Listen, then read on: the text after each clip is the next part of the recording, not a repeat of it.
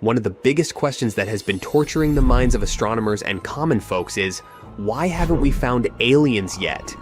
You'd think with a universe so big and filled with tons of stars and planets, we'd have already bumped into some extraterrestrial neighbors by now.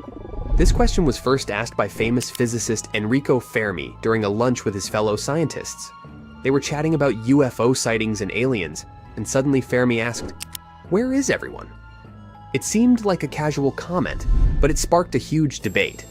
If the universe is packed with stars, planets, and the possibility of alien life, how come we haven't seen any yet? This discussion gave birth to something we now call the Fermi Paradox. It goes like this. Based on what we know, there should be advanced alien civilizations out there, perhaps even many of them.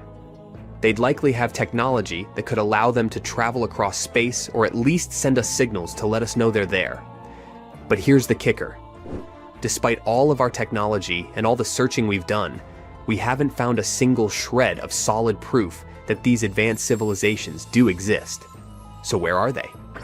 Over the years, a lot of theories trying to explain this paradox have seen the light of day. Let's talk about some of the most interesting ones. The rare Earth hypothesis claims that Earth might just be super rare, and planets like ours, with life, are incredibly uncommon. In this case, we could be the only planet in the Milky Way harboring life, or at least intelligent life. We might also be the first intelligent civilization in our galaxy to reach this level of development. In other words, we could be pioneers, however unbelievable it may sound. At the same time, it's not very scientific to rely on a rare chance. Some people think that maybe advanced civilizations were once here, but left the Milky Way.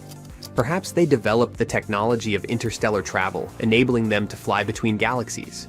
Or they could use other exotic ways, like wormholes, hypothetical structures connecting disparate points in space-time. Maybe they found more interesting and pleasant places to live far away from us.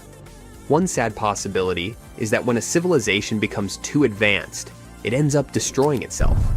Whether through war, environmental destruction, or something else, it could be that most civilizations don't last long enough to reach out to others. Now, imagine an advanced civilization being wiped out by a disease before they could even start exploring stars. In other words, it's possible that civilizations just don't survive long enough to meet others. Another hypothesis, not very flattering to us. What if these aliens are using technology that we just don't understand? Maybe they're communicating in ways we can't detect, like using signals beyond our current understanding of physics. Scientists are discussing such possibilities, but haven't found any yet. Aliens might also be intentionally avoiding us. They could be out there but staying silent, not so eager to reveal themselves until we're ready. Speaking of being ready, some people think that aliens could be waiting for us to reach a certain level of development before they make contact. Maybe they don't want to interfere with our growth until we're more advanced. Advanced civilizations could also go into virtual realities. And if they can live in digital worlds, they might stop caring about exploring the physical universe. Why bother? Another wild idea is that some civilizations might go into a type of hibernation, waiting for the universe to cool down, because it might be more energy efficient to do so.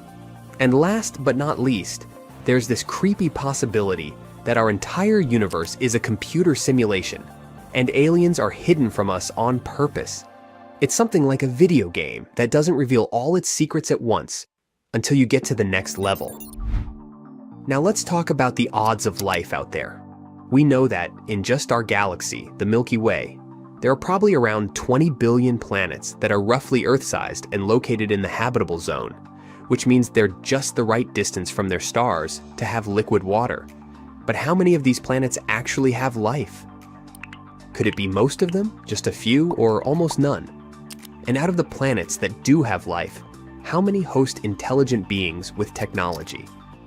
In the 1960s, a scientist named Dr. Frank Drake tried to estimate the number of civilizations in our galaxy that could contact us. He came up with a famous equation, later called the Drake equation. It looks complicated, but the idea is pretty simple. It helps us calculate the number of intelligent civilizations based on things like how many stars are born each year, how many have planets, how many planets could support life, and how long a civilization might last. Here's what it looks like. Let's look into this equation in more detail. N is the number of intelligent civilizations that could contact us. R is the rate of star formation in our galaxy. FP is the fraction of stars with planets. NE is the average number of planets per star that could support life. FL is the fraction of those planets where life actually develops. FI is the fraction where intelligent life arises. FC is the fraction of civilizations that can and want to communicate. L is how long these civilizations last before they disappear. The problem is, we don't know the exact values for most of these factors. So when we plug in numbers, which we know with large errors, we get answers with very large errors too. Depending on the values, the number of civilizations in our galaxy could be anywhere from almost 0 to tens of thousands.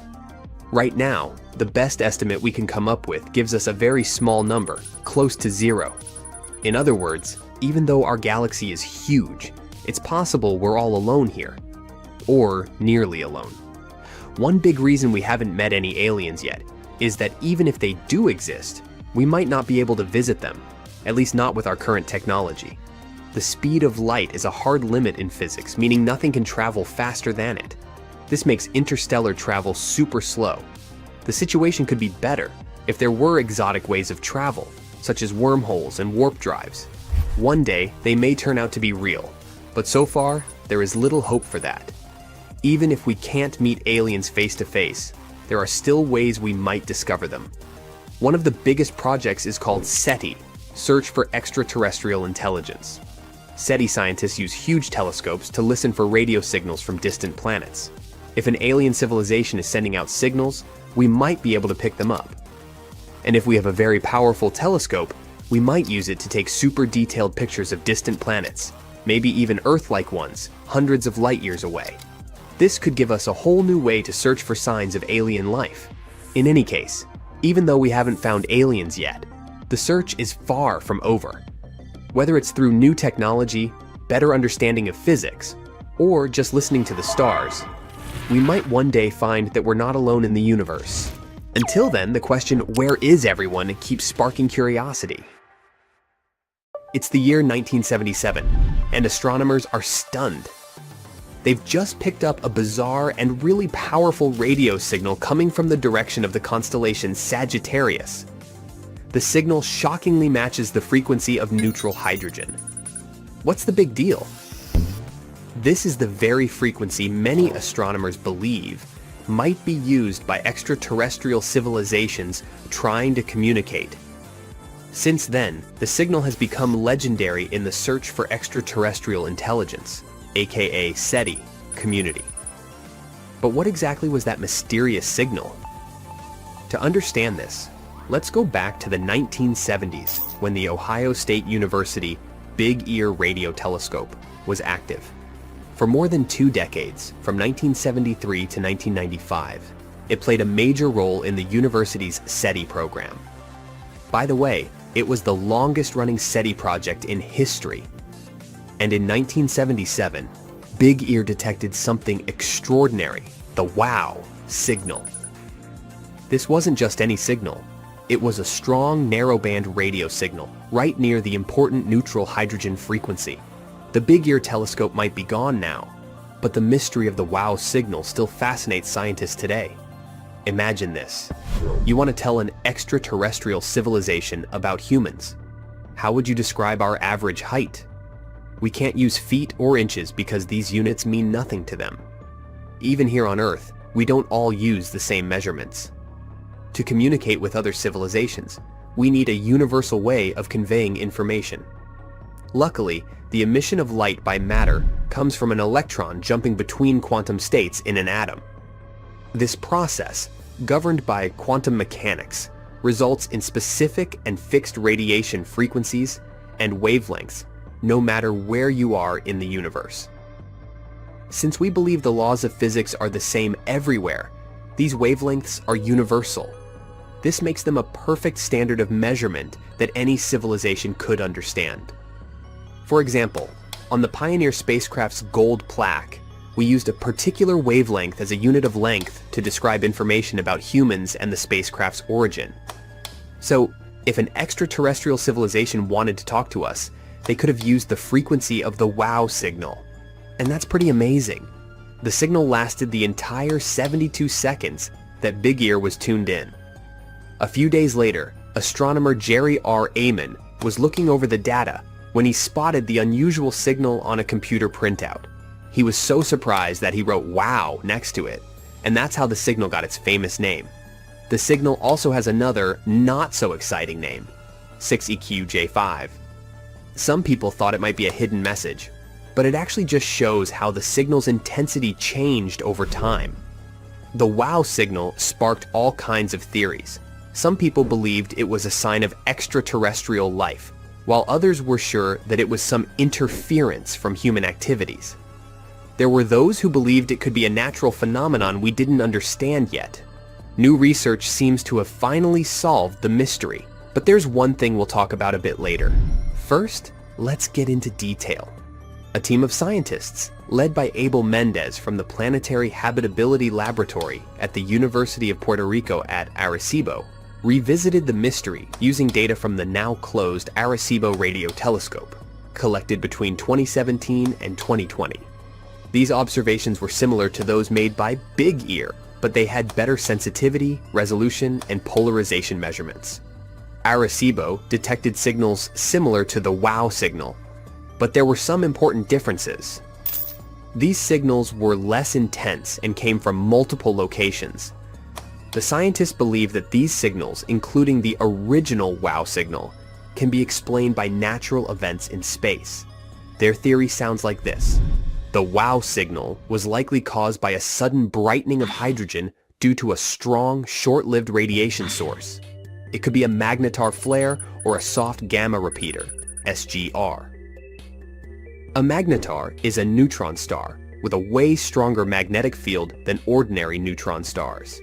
And an SGR is an astronomical object which emits large bursts of gamma rays and X-rays at irregular intervals.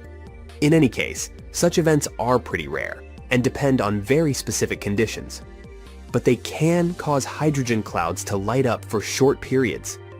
According to the researchers, what Big Ear picked up in 1977 was one of those bright hydrogen clouds in its line of sight. The study suggests that the signal's rarity can be explained by the precise alignment needed between the radiation source, the hydrogen cloud, and the observer. It means that the wow signal may actually be the first recorded instance of an astronomical maser flare in the hydrogen line. What if our moon was hollow? Would we be able to hide inside in case some terrible catastrophe destroyed our home planet? Well, the supporters of the hollow moon theory believe that it's actually a real option. The hollow moon is a hypothesis claiming that Earth's moon is either completely hollow or has quite a lot of place inside. The thing is, the moon is less dense than Earth, and it seems to support the idea of its hollowness. But according to science, the reason is the fact that Earth's upper mantle and crust are less dense than the heavy iron core of our planet. Then, there's also the claim that the moon rings like a bell. For almost a decade, between 1969 and 1977, seismometers installed on the moon by the Apollo missions kept recording moonquakes. The moon was reported to be ringing like a bell during such quakes, especially shallow ones. On the 20th of November, 1969, Apollo 12 deliberately crashed the ascent stage of its lunar module into the surface of our natural satellite. According to NASA, after that, the ringing continued for almost an hour. This made some people argue that the moon must be hollow like a bell. Later, lunar seismology researched those shallow moonquakes and showed that they acted differently than quakes on our planet, mostly due to differences in type, texture, and density of the lunar and Earth's rock layers. The speed of sound waves in solids is determined by the medium's compressibility and density. No one has ever found any evidence of a large empty space inside the moon. And still, in 1970, Michael Vasson and Alexander Sherbakov suggested a hypothesis that the moon could be a spaceship designed by mysterious extraterrestrial beings. In 1965, writer Isaac Asimov made an observation that added fuel to the fire of conspiracy theories. He marveled at the sheer astronomical accident that the moon fits so snugly over the sun during total eclipses. The sun's greater distance makes up for the incomparably larger size of the star. As a result, it seems to us that the moon and the sun are the same size. The author added that there was no astronomical reason why the sun and the moon should fit so well. So since the 1970s, conspiracy theorists have been quoting Asimov's words about solar eclipses as evidence of the artificial origin of the moon. Mainstream astronomers disagree with such an interpretation, saying that the angular diameters of the moon and the sun don't perfectly match during eclipses. They vary by several percent over time. Many other pieces of evidence confirm that the moon is a solid body that formed after a planetoid crashed into Earth. In the past, scientists thought that the moon appeared after our rapidly spinning planet got rid of a good chunk of its mass. This idea was suggested in 1879 by George Darwin, the son of the very Charles Darwin, the famous biologist. This theory remained popular until the Apollo missions. Then, in 1925, Austrian geologist Otto Ampferer offered another idea, that Earth and the moon could have formed together from a primordial accretion disk, a rotating disk of dense gas and dust surrounding a young, newly formed star, and used to be a double system. The third theory stated that the moon could have once been a planetoid caught by the gravity of our planet. The modern explanation usually involves the giant impact hypothesis. According to it, a Mars-sized space body hit Earth and created a debris ring around our planet. In the end, this ring gathered into a single natural satellite, our moon. But getting back to the hollow moon theory, at the moment, there's no scientific evidence to support this hypothesis. Seismic observations and other data indicate that the moon has a solid interior with several layers, a thin crust, quite extensive mantle, and a dense core. These days, the idea of the hollow moon is considered to be a conspiracy theory. In the middle of the previous century, flying saucers were constantly making headlines. America was going through a surge of reported UFO sightings. So it shouldn't probably come as a surprise that the American authorities, namely the US Air Force, created a couple of short-lived programs.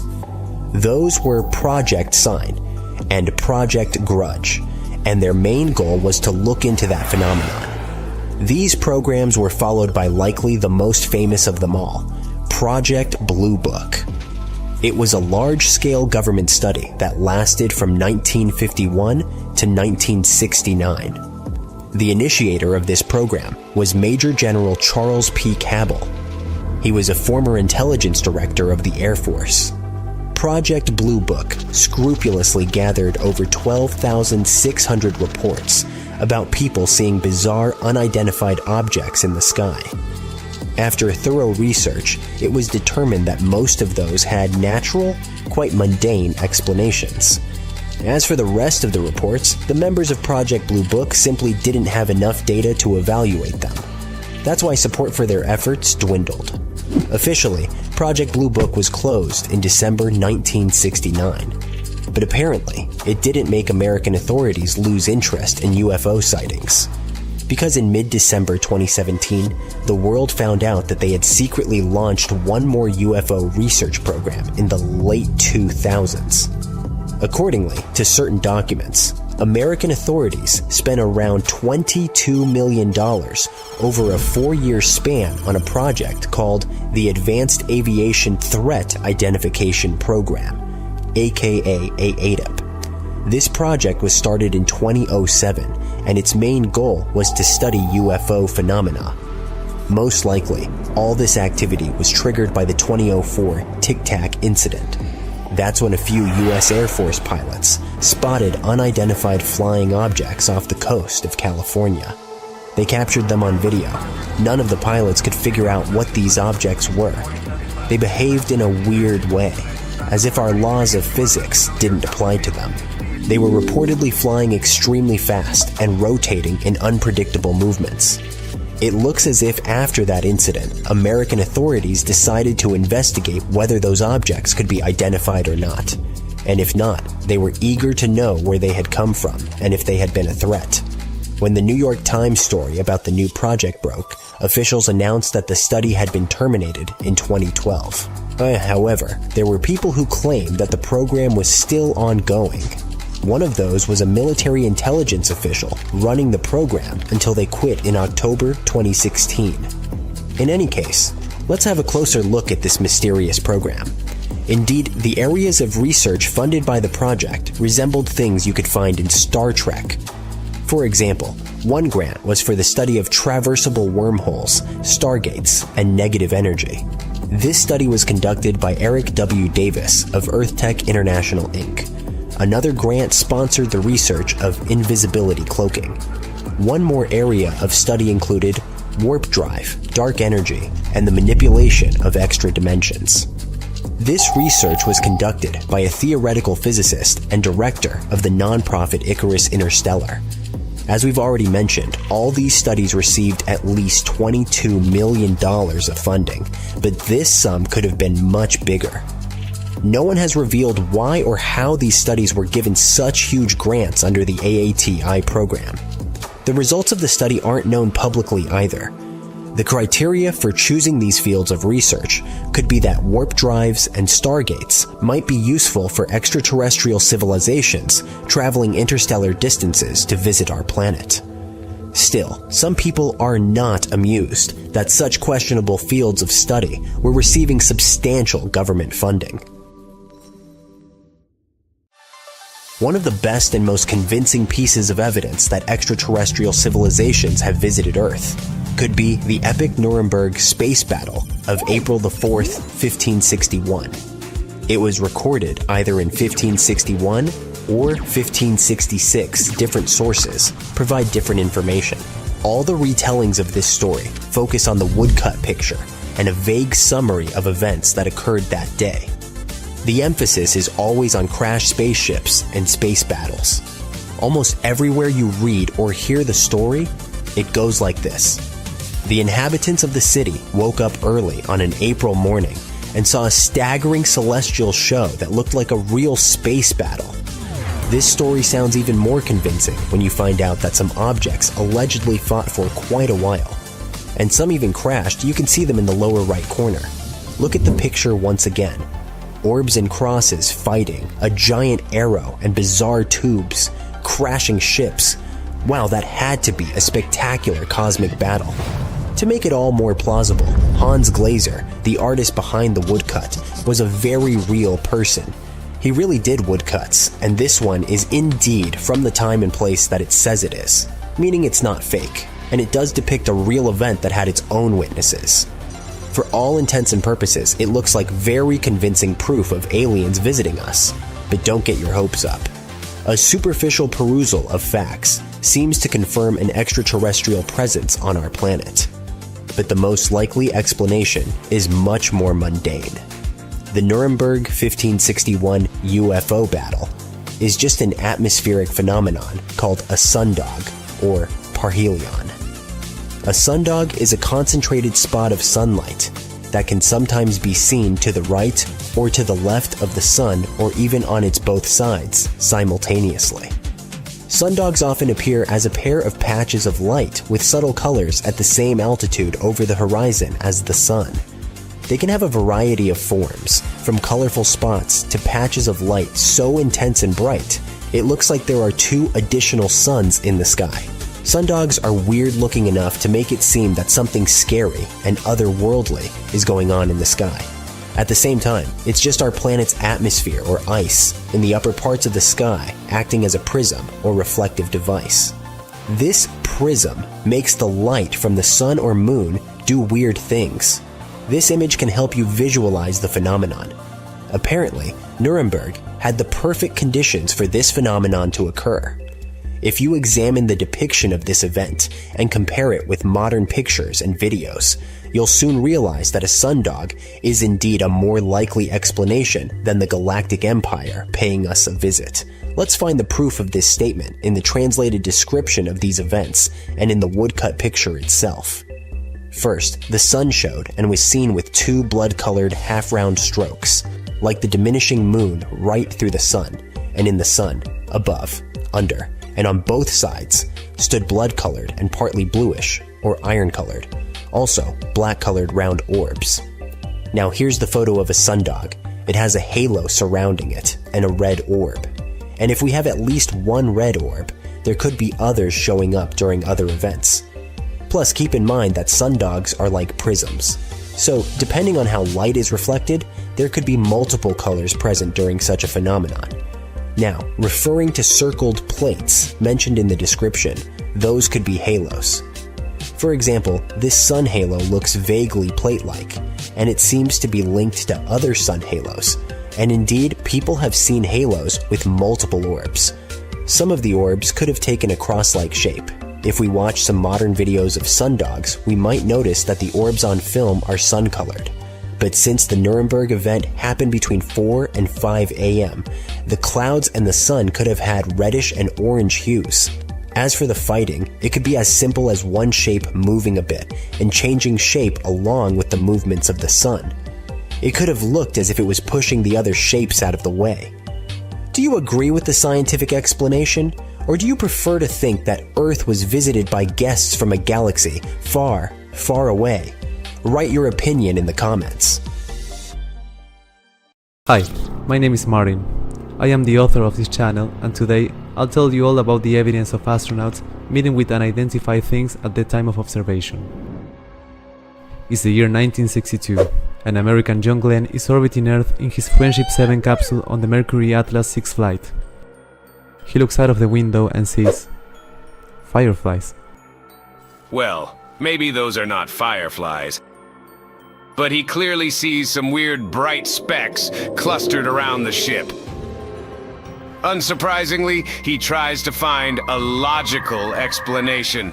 Can they be ice crystals from the spacecraft's hydrogen peroxide attitude control rockets? But Glenn is unable to correlate their appearance with the use of the rockets. The mystery remains unsolved. Only much later will we find out what those fireflies were. You see, spaceships tend to accumulate clouds of debris and contamination around themselves. And when Glenn's rockets sprayed jets of crystals, many of these crystals accumulated in the cloud. They reflected sunlight and interacted with other gases, looking like tiny sparkles. The case of the mysterious fireflies is now officially solved. But it isn't the darkest space tale. One of the most famous cases of seeing bizarre stuff in space comes from Apollo 11. That's when Neil Armstrong, Buzz Aldrin, and Michael Collins noticed a UFO pacing along with them during their flight to the moon.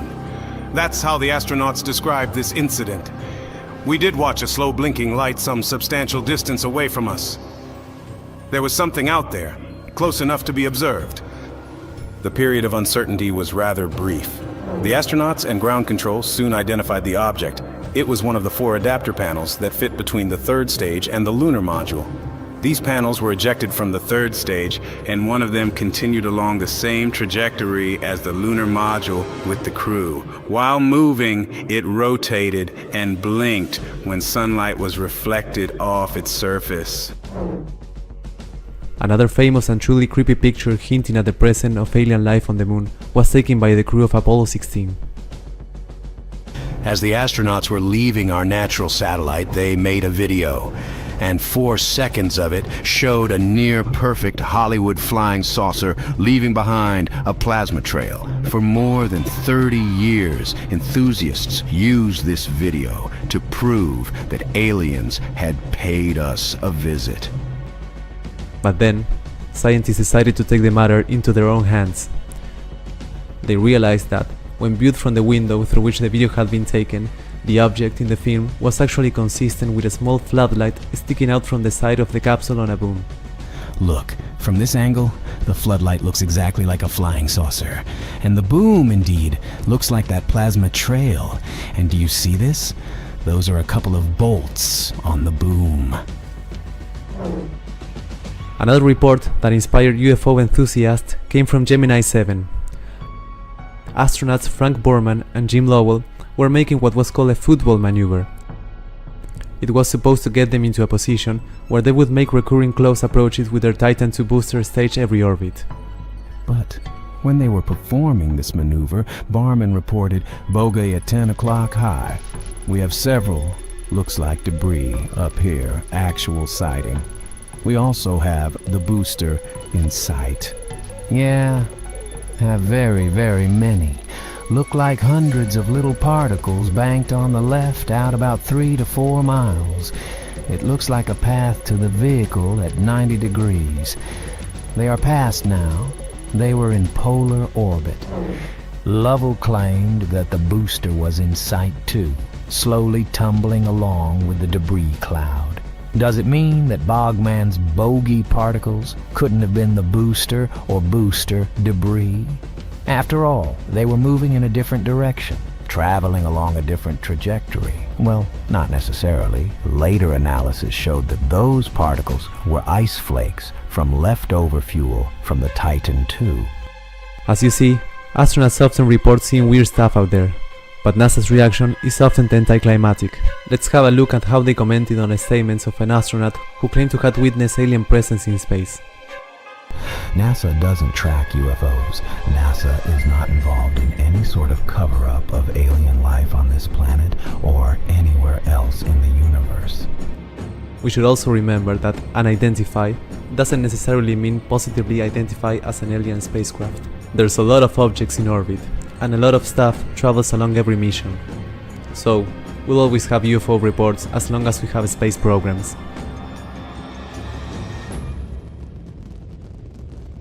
Chances are, we're going to find life beyond Earth by 2035, and there's no need to travel to a galaxy far, far away. Our Milky Way galaxy is full of totally suitable environments. Don't get too hyped up though. We're talking about microbes or chemical markers, not Hollywood-like green humanoids. Even so, when we finally find traces of life, it will change how we see our place in the universe. NASA's Kepler Space Telescope discovered something incredible. Almost every star has planets, and many of these planets might be habitable.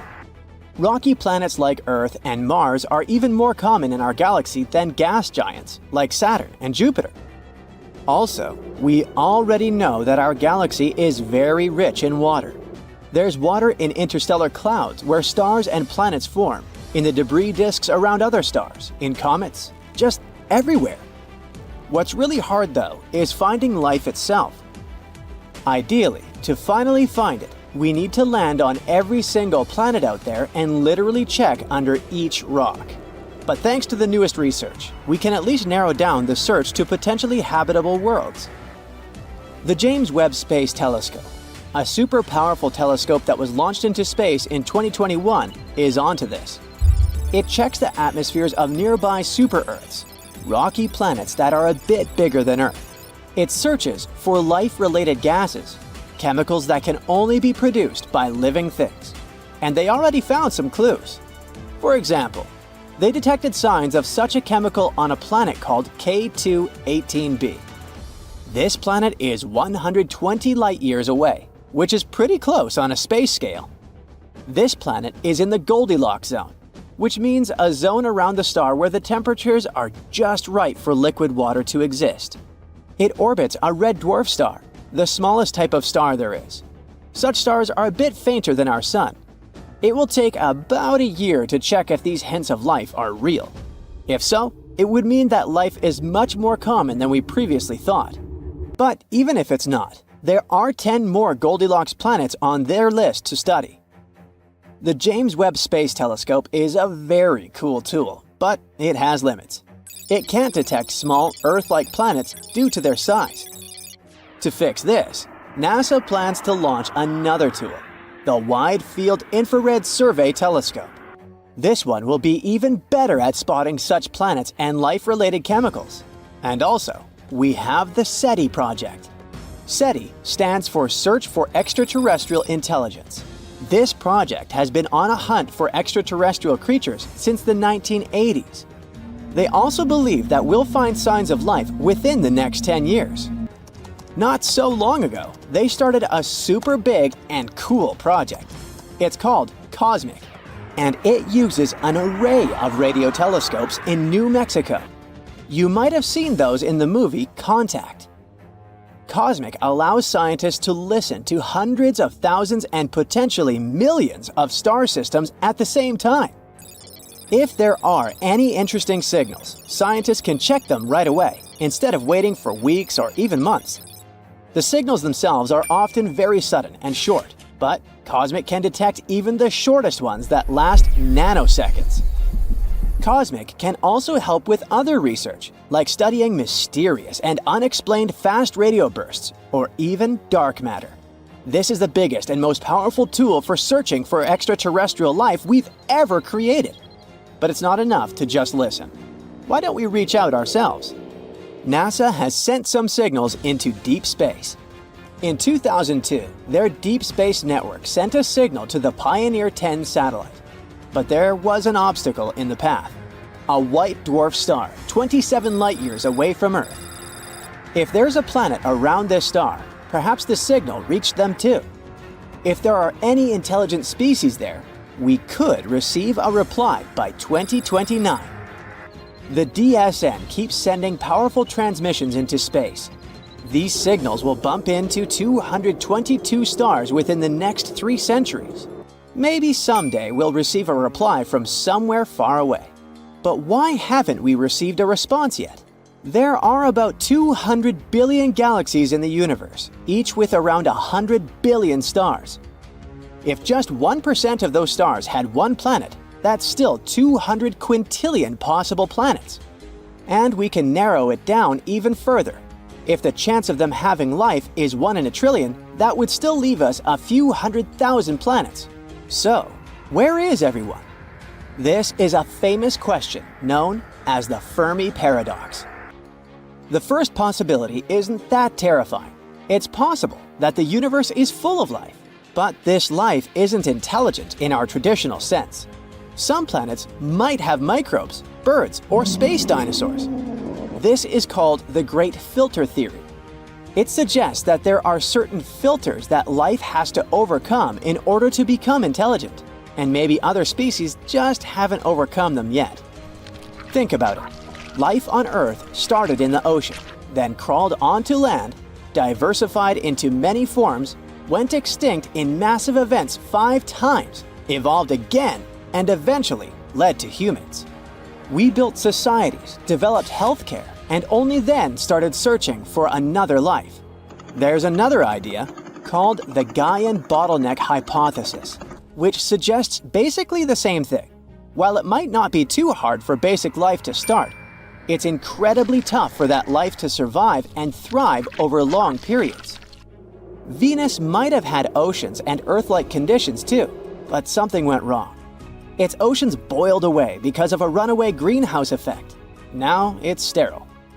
Mars also had liquid water on its surface once, and both the Moon and Mercury had thick atmospheres for a short time. Meanwhile, Earth has had liquid water on its surface for almost its entire existence. It's super rare and remarkable for a planet to hold temperatures from 32 to 212 degrees Fahrenheit for millions of years.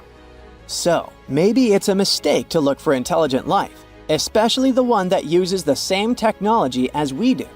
It evolved under completely different conditions after all. That's also where the so-called Drake equation comes in. It's a formula that gives us a chance to calculate the potential of life becoming intelligent on a planet. To calculate the result, we need to know several variables: how many stars there are, how many of them have planets, the chance of these planets having life, and so on. Unfortunately, we don't know these numbers yet, and the result might be insignificant. But let's assume that there is at least one other intelligent species. Why haven't we met yet? There might be many reasons. Maybe they don't think we're interesting enough, or maybe the problem is with us. Perhaps we keep missing their signals, or maybe we missed the entire species itself. The universe is insanely huge and ancient. It's over 14 billion years old. If we compress Earth's entire evolutionary history into a 24-hour day, life starts at 4 a.m. Dinosaurs go extinct at 11:40 p.m. Human-like creatures appear 2 minutes before midnight.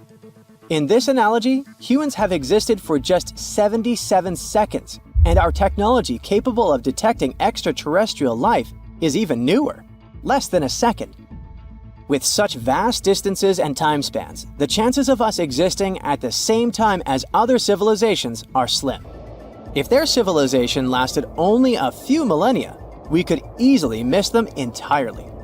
But that doesn't mean we should give up our search. Scientists were worried that Earth's radio signals had dimmed over time.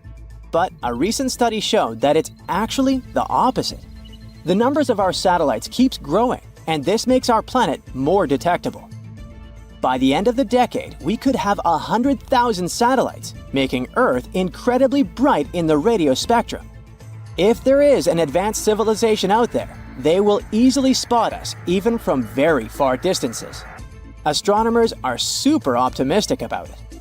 There's a high chance they'll find extraterrestrial creatures while you and I are still around. Consider now Enceladus, Saturn's icy moon, one of the most promising places to look for life outside Earth. Scientists have just detected the last one of the 6 necessary ingredients for its formation: phosphorus. This rarest element has been discovered in an ocean on Enceladus. This rare element helps make the soil fertile on Earth. But the concentration of this mineral in the hidden seas on the distant moon might be from 100 to 1,000 times greater than in the oceans of our home planet. It might be because Enceladus, ocean is rich in carbonates, just like soda water, and this soda water is likely to dissolve the phosphates in the moon's rocks. The new discovery also suggests that on other icy moons of Saturn, like Titan, the waters may be loaded with phosphorus too. Why are scientists so excited about this mineral? Well, phosphates, which are compounds that contain phosphorus, are crucial components of life on Earth. DNA, RNA, and cell membranes contain them. But among those 6 elements required for life, which are carbon, hydrogen, nitrogen, oxygen, phosphorus, and sulfur, phosphorus is the least common. In 2004, the Cassini space probe entered the dust from the second outermost ring of Saturn, called the E-ring. It's made up of ice grains Enceladus ejects. And while studying these ice grains examined by Cassini's cosmic dust analyzer, researchers have detected phosphorus. Enceladus Is the 6th largest moon of Saturn. It's not really large, only 314 miles across. This makes the space body small enough to fit inside Arizona. We should try that sometime. Interestingly, when the Cassini space probe first arrived at Saturn, astronomers thought that Enceladus was going to be a frozen ball of ice. But then, surprise, surprise, they spotted plumes of icy particles and water vapor erupting from geysers on the moon's surface. It became clear that there was a global ocean between the moon's rocky core and its icy shell. The same researchers previously discovered that Saturn's moon might be home to complex organic molecules, too.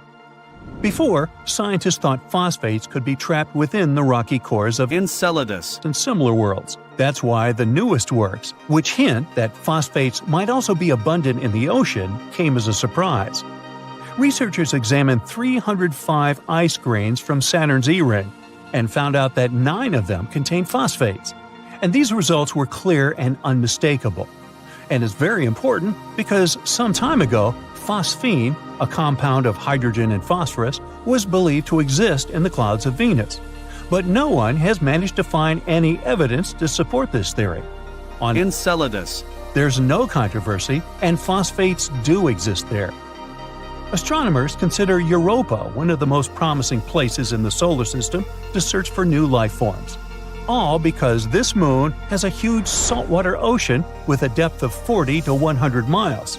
Yes, it is hidden under a layer of ice that is estimated to be from 10 to 20 miles thick, but it is still potentially habitable. Astronomers claim that plumes of water erupt from cracks in the ice shell and release the contents of the moon's ocean into space. Of course, it's going to be challenging for any life-seeking mission to access such a deep environment. On the bright side, as we are, scientists already have some evidence that there are way shallower pools that probably lie much closer to the surface of the moon. They might be located even less than 1 mile under the ice. And there are two great things about this news. First of all, it boosts the odds of life existing on Europa. And secondly, if it's true, it can make it easier for future missions to find these life forms, if there are any. Then we've got Titan, Saturn's largest moon. It's smaller and has lighter gravity than Earth, but it still reminds us of our planet. Like on Earth, nitrogen dominates its atmosphere. Titan is the only other world in our solar system with lakes and rivers. These water bodies are made of hydrocarbons, methane, and ethane. There's also a subsurface ocean of water, but it's located very deep down, and no one has figured out yet if this ocean makes contact with anything under the surface. If it does, it could provide fuel for life after mixing with complex chemistry on the surface. But Enceladus and the other icy moons aren't the only place in the solar system that might host or once hosted life. In 2003, Mars Express, a spacecraft launched by the European Space Agency, discovered methane in the atmosphere of Mars. On our planet, the biggest part of this gas in the atmosphere is produced by living creatures, for example, by cattle digesting food and emitting, gas. However, scientists think that methane was stable in the Martian atmosphere for about 300 years. And then, in 2006, the methane almost entirely vanished from the red planet. And it happened 600 times faster than the researchers' model accounted for. The question? What or who generated the gas, and where did it go? Another Martian mystery is microbes that might be sleeping beneath the surface of Mars. There, they might have been protected from the harsh radiation coming from space for millions of years. Scientists simulated the conditions on Mars in a lab to check if it could possibly be true. And they were amazed to find out that bacteria could easily survive in such conditions for 280 million years. Ooh, that's a long shelf life. This means that if life existed on Mars, we could find the evidence in the planet's subsurface by drilling into the Martian soil. Right now, there is no flowing water on Mars, and cells or spores would simply dry out. Plus, the frozen temperature is similar to that of dry ice. In other words, it's deeply frozen. Let it go. And still, there could be 6 types of bacteria and fungi living underground on the red planet. The most likely of them is nicknamed Conan the Bacterium due to its tough nature. Well, I guess time will show. Anyway, if we don't find life outside Earth in our solar system, we could probably look for it on exoplanets, which is what planets outside our star system are called. Some of them look very promising. The closest to Earth exoplanet is Proxima Centauri b. It's a mere 4.2 light-years away from Earth. Recently, astronomers have found out that this world might resemble Earth even more than they previously thought. It's just 17% more massive than our home planet. It orbits a star that is dimmer and less massive than the Sun. Proxima Centauri b is in the middle of the star's habitable zone. This means that the chances of liquid water and life might exist on the planet. It looks like the exoplanet is tidally locked with its parent star. One of its sides faces the star at all times, and the other is always in the darkness. Scientists haven't figured out yet whether the planet has an atmosphere, is traveling too close to its star, and completes one orbit within 11 Earth days. The radiation from the star might be pulling the planet's air away.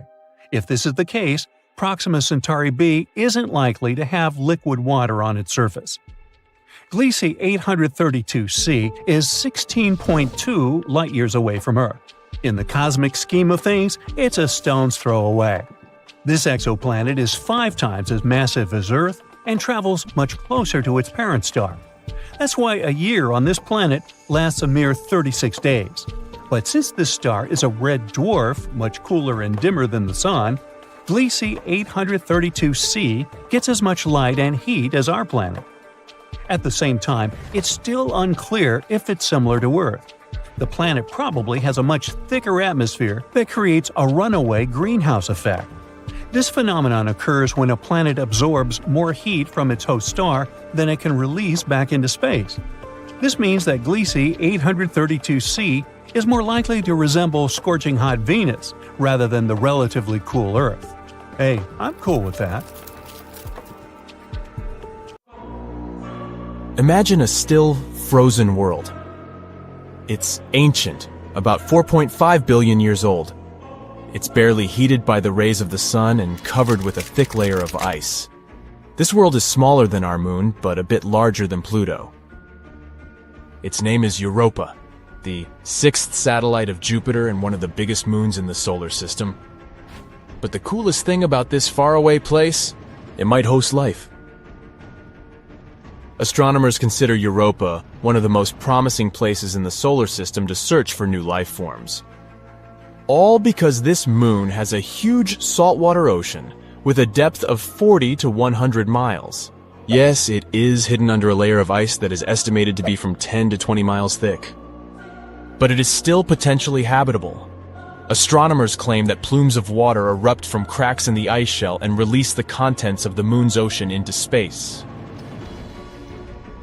Of course, it's going to be challenging for any life-seeking missions to access such a deep environment.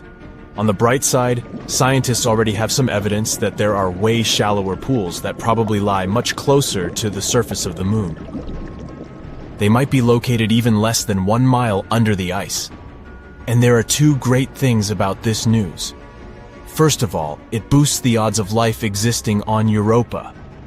And secondly, if it's true, it can make it easier for future missions to find these life forms, if there are any. Interestingly, the new discovery about these shallow pools came about by sheer luck. The scientist leading the research, Riley Kohlberg, accidentally saw a presentation of his colleague, a planetary scientist. That scientist showed a picture of double ridges on the surface of Europa, and Kohlberg remembered that he had seen similar ridges on Earth. But while such formations are rare on our planet, they are way more numerous on Europa. The following studies suggested that the ridges on Jupiter's moon might be the result of a specific cycle, similar to that on Earth. In this cycle, liquid water freezes and then thaws inside an ice sheet, which is a rather high-pressure environment.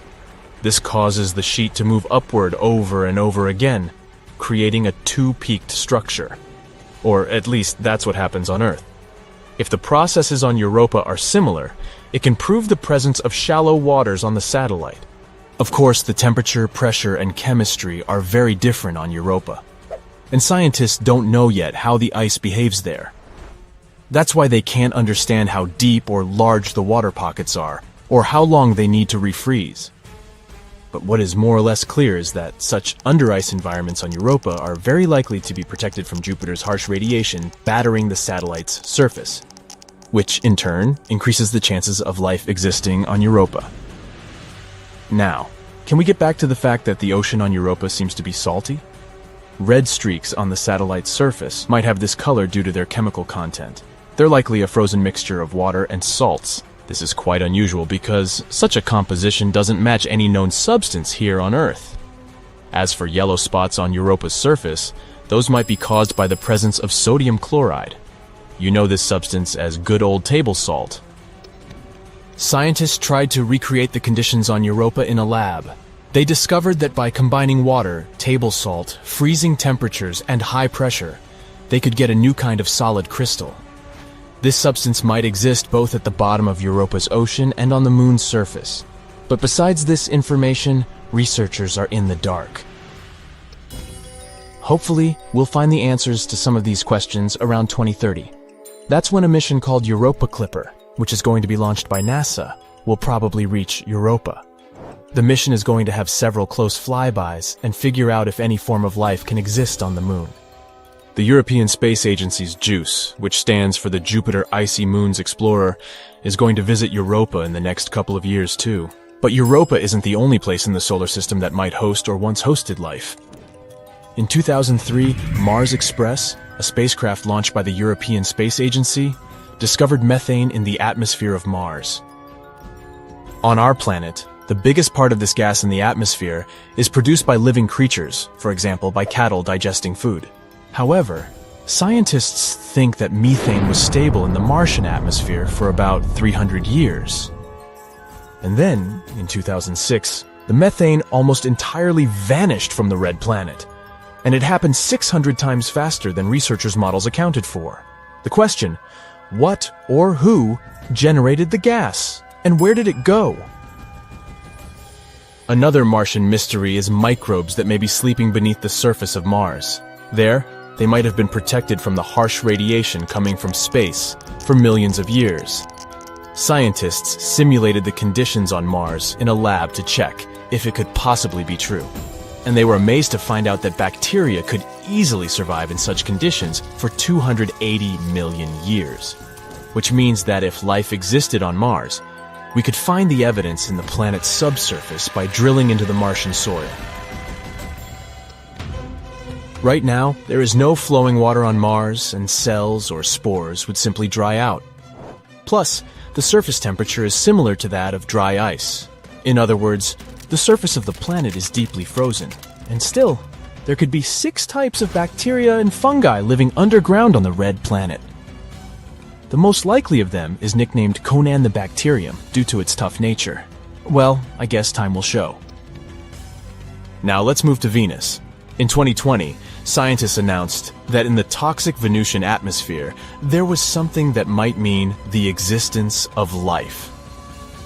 Unfortunately, scientists didn't have any evidence, since there was no chance to collect any microbe specimens or snap any pictures of extraterrestrial life. But they claimed that they had discovered a chemical called phosphine there, and it was a big deal. If it wasn't some previously unknown chemistry that was producing this gas, then there could be some kind of microbial life involved in the process. Phosphine is made up of 3 atoms of hydrogen and 1 atom of phosphorus. This gas is toxic to any terrestrial life form that needs oxygen, including us humans. On our planet, phosphine can be found in places with no or little oxygen, for example, marshes and swamps. The gas is created by complex mixtures of bacteria living there. It can also be produced industrially. Come to think of it, phosphine isn't supposed to be in Venus's atmosphere altogether. This gas needs precise pressure and temperature and tons of hydrogen to form.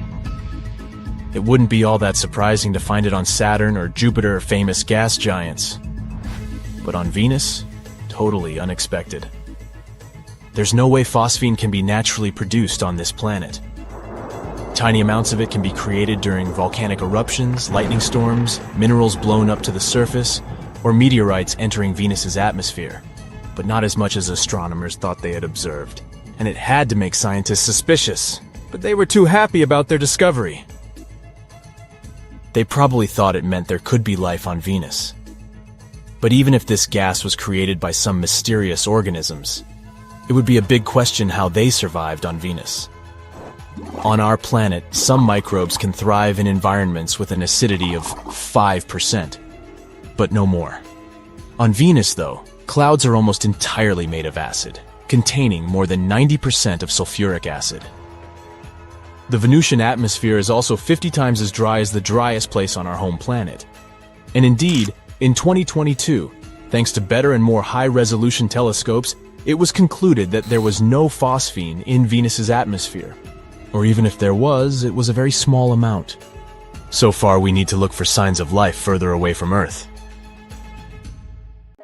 We've been dreaming about life on Mars for a long time. Not only about growing potatoes there in the future, but also about all the potatoes that could have been there in the past. Has there ever been life on Mars? Recently, scientists have found something that could be evidence of that. Let's find out what happened. Mars is the 4th planet from the Sun. A human hasn't set foot on Mars yet, but robots have set their wheels. The first spacecraft that visited the red planet were NASA Viking landers. They flew there back in 1976 and sent us a lot of interesting data. Back then, we didn't know anything about Mars. To us, it looked like a cold, lifeless desert. But since we're so similar, scientists began to wonder, has it always been like this? Or is it possible that once Mars used to be thriving and full of life? And in 2022, NASA's Mars rover Perseverance found something that could shed a light on this mystery. But first of all, what is Perseverance? Scientists have suggested that if there was life on Mars once, it's unlikely that it could simply disappear without a trace. It must have left some traces, perhaps underground, where they would be protected from radioactive solar tantrums and other nastiness. So we need to check the rocks. It's important to note that we aren't looking for life on Mars right now. There most likely isn't any. Instead, we want to look into the distant past of our twin planet. We're talking billions of years ago, when Mars could have been warm, green, and far from lifeless. In other words, we have to find dead microbes and various chemical compounds similar to ones on the Earth. This is the mission of our main character, Perseverance. It arrived on Mars in February of 2021. The spacecraft landed on the bottom of the 30-mile-wide Jezero crater, and after landing, it scooted over to the west, to the place that prompted scientists to choose Jezero for research. This place is a dried-up river delta, and this former river is already more than 3.5 billion years old. The Jezero crater itself was once a large lake. Yup, apparently there was life on Mars, and scientists have suggested that these places would be perfect as bodyguards of microbes. That's exactly what bacteria do on Earth. They hide, being still in the depths of lakes and ponds, so we could probably find traces there. The researchers believe that this particular lake has the highest scientific value in the entire mission. The highest chance to find rocks on which such bacteria could survive is here in Jezero. So Perseverance went to the delta. The row wasn't easy though. The rover missed a little and landed further than planned. As one famous movie said, "This little maneuver's going to cost us 51 years." Fortunately, Perseverance took only 1 year, and on the way, it was able to explore Jezero a little. The rover uses a complex built-in tool to explore the world. The tool is called Scanning Habitable Environments with Raman and Luminescence for Organics and Chemicals, or just SHERLOC. Boy, NASA sure loves its acronyms. As the device approached the delta, the signal of organic molecules became stronger. Soon, these signals were everywhere, and besides, they were the brightest that the scientists have ever seen. What does it mean? Elementary, my dear Watson. You know, Sherlock. It's time to dig. Since July 2021, Perseverance has drilled and collected 4 thin cores of sedimentary rock. The total number of collected rocks at the moment is 12. This is the first time in history that we're collecting something like this on another planet. These 4 cores were found on 2 rocks called Skinner Ridge and Wildcat Ridge. The first pair of cores, the ones from the Skinner Ridge, don't seem very interesting at first glance. They're quite close to what we can find in many places on Earth. However, if we look at them closer, we'll see that they're dotted with round grains of some dark material. These dark grains could have once been deposited on them by an ancient river, the same one that flowed into Jezero. It's possible that the river brought them from places hundreds of miles away from Jezero, and that's pretty cool. If we study these cores, we'll be able to learn even more about the far corners of Mars. Well, there are no corners on it, but you get the idea. Then, in April 2022, Perseverance did arrive at the delta, and then scientists finally found what they were looking for. The discovery, to put it mildly, excited them. They found 2 more cores, which held organic substances. This pair was taken from the Wildcat Ridge. It's found very close to the Skinner Ridge, but the 2 rocks are quite different from each other. These samples are lighter in color and more uniform. Most likely, they're mudstone, an unusual rock similar to clay, but harder and unable to absorb water. They're also finer grain than the cores of the Skinner Ridge. Why does it matter? Because the finer the grains in the stone, the more likely it is that there may be some traces of a past life in it. On Earth, fine-grained stones most often lie on the bottoms of ponds and in similar places. There, they can preserve the remains of dead organisms and similar stuff for years. And this is exactly what we found on them. Additionally, according to scientists, there was more organic matter in these 2 cores than in any other place studied by Perseverance so far. It probably accumulated there while the lake was gradually evaporating billions of years ago. So, there really was life on Mars?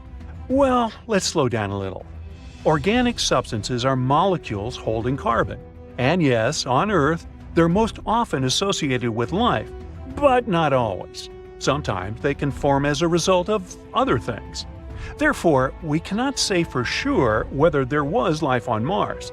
We don't know if these molecules really remain from some Martian microbes, or if they're the result of some other things. But the discovery is still very significant. We have to literally keep digging this way. To learn more about this organic matter, scientists need to collect a couple more samples of fine-grained rock. It would also be great to study the material lying around these former reservoirs. Perseverance has already moved to another area, to a place with a beautiful name, Enchanted Lake. Now it needs to look for similar things there. It will also continue to study Lake Jezero. Eventually, Perseverance will climb to the top of the delta and then continue exploring ancient sites outside the crater. Sometime before the end of 2022, Perseverance will probably have 6 or more samples of the Martian cores. Unfortunately, its tools, though complex, are quite limited. This data alone won't be enough for us to get a complete picture. Therefore, NASA plans to send other spacecraft to Jezero in the coming years. Together with the European Space Agency, they're working on the next robotic mission, known as the Mars Sample Return. The name speaks for itself. These devices will arrive and take away all the test tubes from the old Prospector Perseverance. After that, these samples will be delivered to Earth, though not by Amazon Prime, and then scientists will be able to analyze them in advanced laboratories. However, all this will take a really long time. The launch of this mission is scheduled for 2027-2028, and the spacecrafts won't be able to return until 2033. But if everything goes well, it will be the first samples in history delivered to Earth from Mars. In other words, there's still enough space for research, literally. And yes, we don't yet know the true meaning of these finds.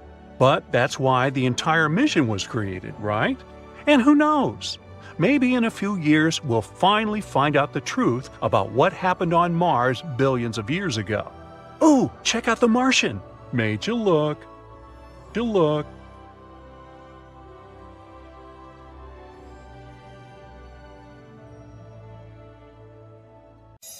One of the greatest mysteries in human history is probably the origins of the Great Pyramid of Giza. This massive, awe-inspiring structure has been puzzling pretty much everyone for thousands of years. How did ancient engineers, without modern tools or machines, manage to pull off something so jaw-droppingly monumental? Could it be that they had a bit of extraterrestrial help? We'll dwell on this theory a bit later, but first, how about one of the more tradiatonal explanations? It claims that ancient workers could have built massive ramps to haul giant stones up to the pyramid's higher levels. It sounds reasonable until you find out that there's barely any archaeological evidence for these ramps. Sure, smaller ramps might have been used, but huge, miles-long ramps? Not likely. And even if they had existed, they would have been an enormous feat in themselves, since the builders would have needed almost as much material for the ramp as for the pyramid itself. This is where things get interesting.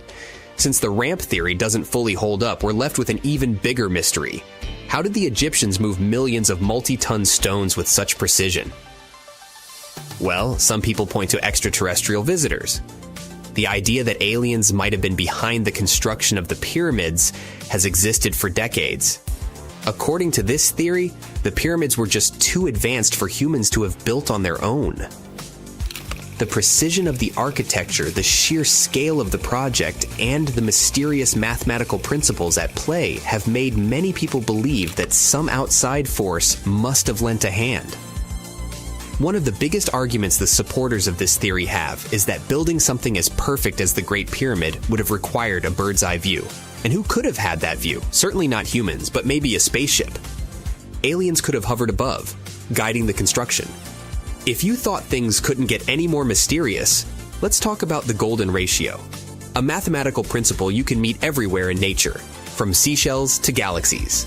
And the Great Pyramid's proportions seem to align almost perfectly with the golden ratio. Alien theorists point to this as evidence that the Egyptians couldn't have pulled this off without some extraterrestrial help. Some people even went so far as to claim that alien remains had been found inside the Great Pyramid. But before you get too excited, keep in mind that there's no solid evidence to back this up. And still, let's take a closer look inside the Great Pyramid. If the exterior is impressive, The interior is downright mind-blowing. It's a labyrinth of tunnels, shafts, and chambers so complex that it's no wonder people have speculated about alien involvement. How could ancient humans have designed something so intricate and mysterious? Some believers say this is further proof that the pyramids were more than just tombs. They were either built or influenced by some kind of divine or extraterrestrial intelligence. And now, let's get into one of the wildest ideas. What if the pyramids were built to align with the stars or even act as part of an ancient space elevator? Some theorists suggest that the pyramids were aligned with certain constellations and served as landing sites for alien spacecraft. Come to think about it, the site indeed sounds like a cosmic airport. All those sharp angles, the perfect geometry, the precise alignment with the stars. Others go even further, proposing that the pyramids were part of a long-lost spacefaring technology. They could have been used to harness energy from stars or served as gateways between worlds. So, are the pyramids really ancient alien landing sites? Were they part of a cosmic energy grid?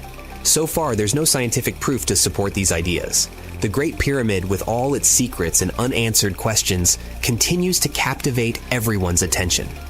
It's a reminder that there are still things in this world, and maybe beyond it, that we just don't fully understand. We know that the ancient Egyptians were talented enough to build something as grand as the pyramids, but were they also smart enough to measure the speed of light?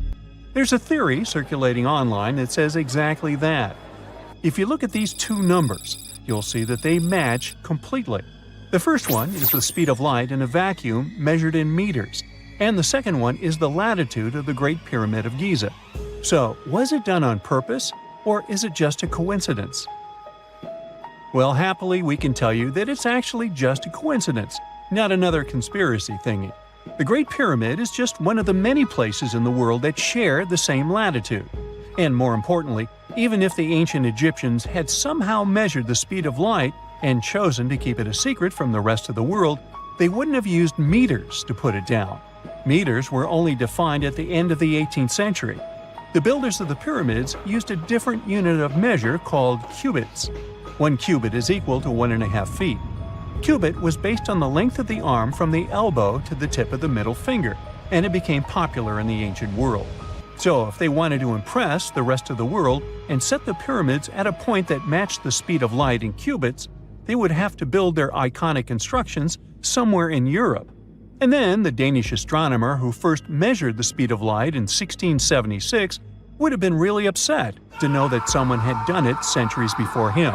So, although they were ahead of their time in many aspects, the ancient Egyptians never measured the speed of light or used longitude and latitude to map their locations. The base of the Great Pyramid of Giza might seem like a perfect square, but it's actually an 8-sided structure, not 4-sided. Each of its 4 sides has a subtle concave indentation that splits it evenly from base to tip. The official version is that a British pilot was the first to notice it in 1940 while flying over the pyramid. He took a photograph that showed shadows highlighting these indentations. Some people think these lines are only visible from above and can best be seen at dawn and dusk during the spring and autumn equinoxes. This has led to a freaky theory that the ancient Egyptians might have designed the pyramids to communicate with something looking at them from above. Now, the Great Pyramid is one of only 3 pyramids that used to have a swivel door. It weighed around 20 tons, but they could still easily open it from the inside. Its precise fit made it nearly invisible from the outside, with no visible latch or handle. There were only slight variations in the exterior stone that gave out an opening. The other 2 pyramids with similar doors belonged to Khufu's father and grandfather. The Great Pyramid also has a hidden void at least 100 feet long that was only found in 2017. We still don't know what lies within the space, what purpose it served, or if it is the only space of its kind. Researchers used the same tech to see through cathedral walls, Mayan pyramids, and even volcanoes. It depends on a natural shower of subatomic particles called muons. They pass more easily through empty space than through solid materials. So if they arrange multiple muon detectors around a structure, scientists can map out its solid and empty areas. A team of scientists placed muon detectors inside the Great Pyramid and allowed them to gather data for months. Scientists have analyzed samples of the mortar used to build the pyramids many times. Although we know its composition, modern technology still can't replicate it. The mortar is mostly made from processed gypsum, but it wasn't used like the cement we use for bricks today. Instead, they used it to support the joints between the massive stones as they were set in place. The estimated amount they needed to construct the Great Pyramid was around 500,000 tons of mortar. The gypsum mortar is stronger than the stones themselves and has held up for thousands of years. Now, all four sides of the Great Pyramid are aligned with the cardinal points – north, south, east, and west. According to geologist and engineer Glenn Dash, the alignment is accurate to within 4 minutes of arc, or 1/15 of a degree. The architects managed to achieve this without modern tools like drones, blueprints, or computers. Many researchers try to explain this construction miracle. Maybe they used the pole star or the sun's shadow.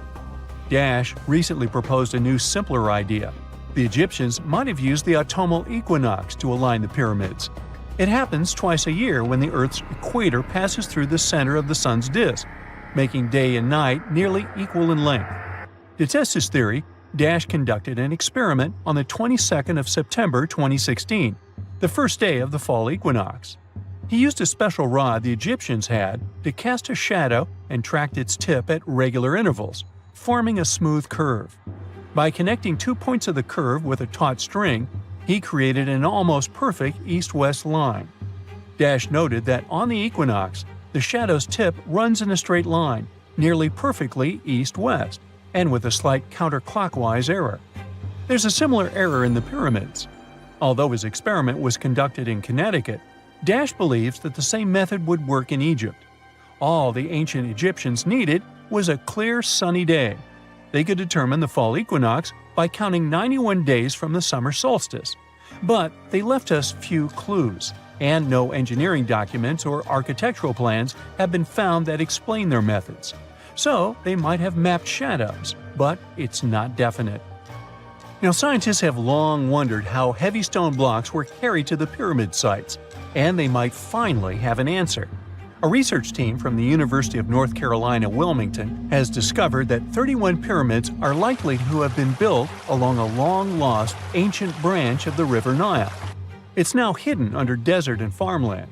For many years, archaeologists have thought that ancient Egyptians must have used a nearby waterway to transport materials, equipment, people, and whatever else they needed to build the pyramids on the river. But up until now, they weren't certain of the location, shape, size, or proximity of this waterway to the site of the pyramids.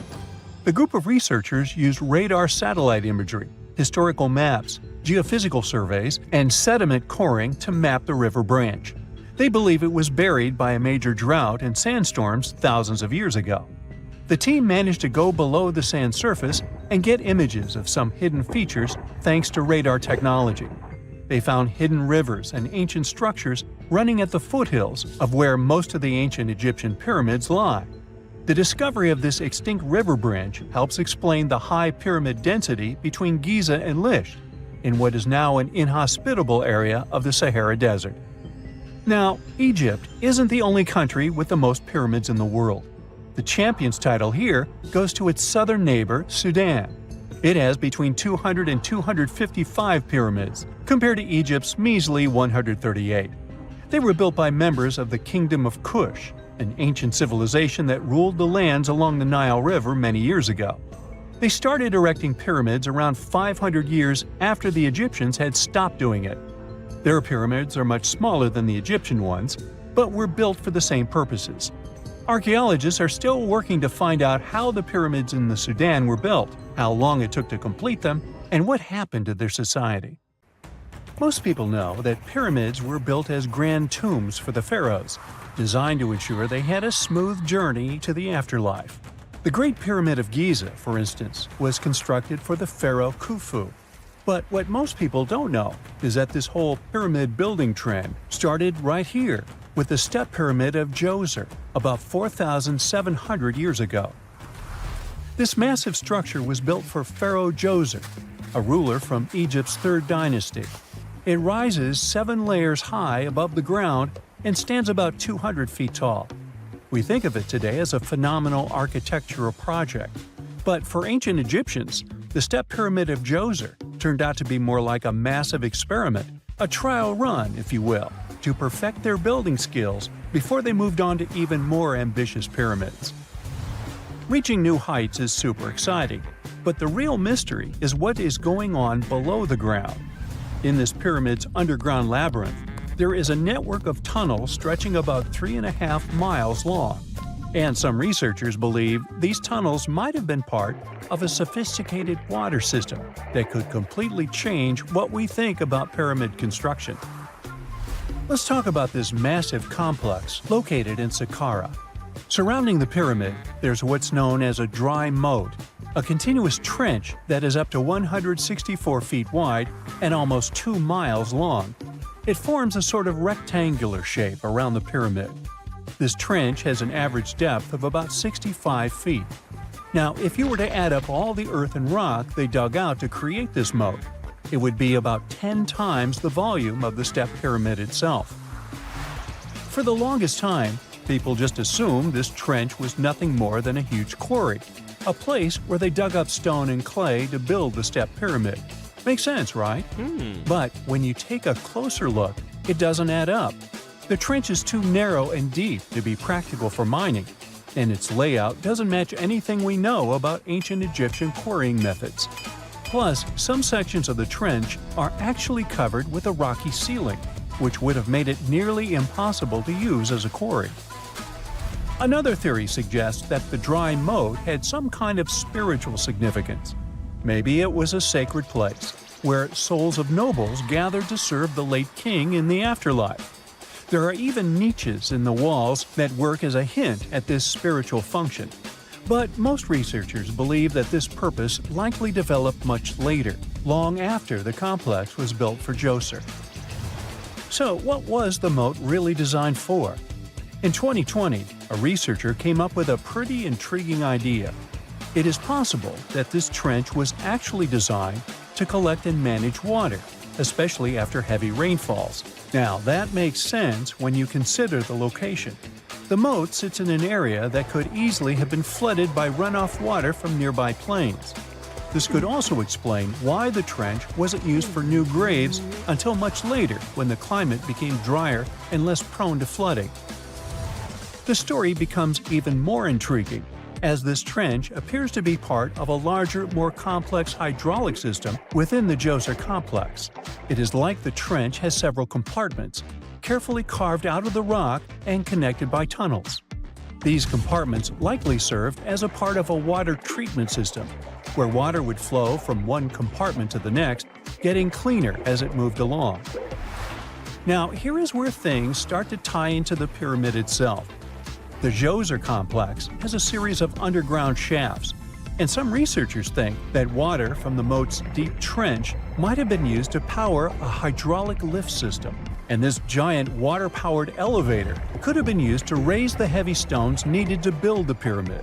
It worked like a volcano, but instead of lava, water did the heavy lifting. Imagine a big deep hole in the ground at the center of the pyramid site. Inside this hole, there was a huge wooden platform, kind of like a giant raft that could move up and down. When the workers wanted to lift a heavy stone, they would fill the hole with water. As the water rose, the wooden platform started to float up, carrying the stone with it, almost like a giant water-powered elevator. When the stone reached the right height, the workers slid it off the platform and onto the pyramid. The idea is that water from the deep trench, after being cleaned and filtered, would flow into these shafts. A massive float, possibly made of wood, would then rise as the water filled the shaft, lifting the stones up to where they were needed for construction. Once the stone was in place, they'd let the water out, lowering the platform back down to the bottom, ready to lift the next stone. This fancy hydraulic lift system could have been a game changer, making the whole building process a lot faster and more efficient without using a lot of workforce. It is like the ancient Egyptians were already embracing the whole idea of work smarter, not harder. But of course, not everyone is on board with this theory. Some experts argue that the area where the step pyramid of Djoser was built couldn't have held enough water from occasional rains to maintain such a fancy hydraulic system. The main theory suggests that, in the past, there might have been some kind of lake nearby that would have filled up after a period of rain, and this lake could have supplied water to the complex's hydraulic system.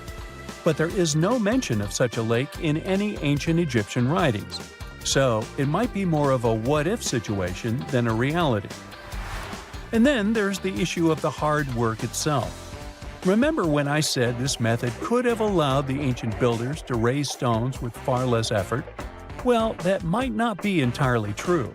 According to some experts, just building this hydraulic device would have required a lot more heavy work than simply moving the stone blocks using good old-fashioned manpower. And let's not forget, the step pyramid of Djoser is like a baby pyramid compared to those that came later.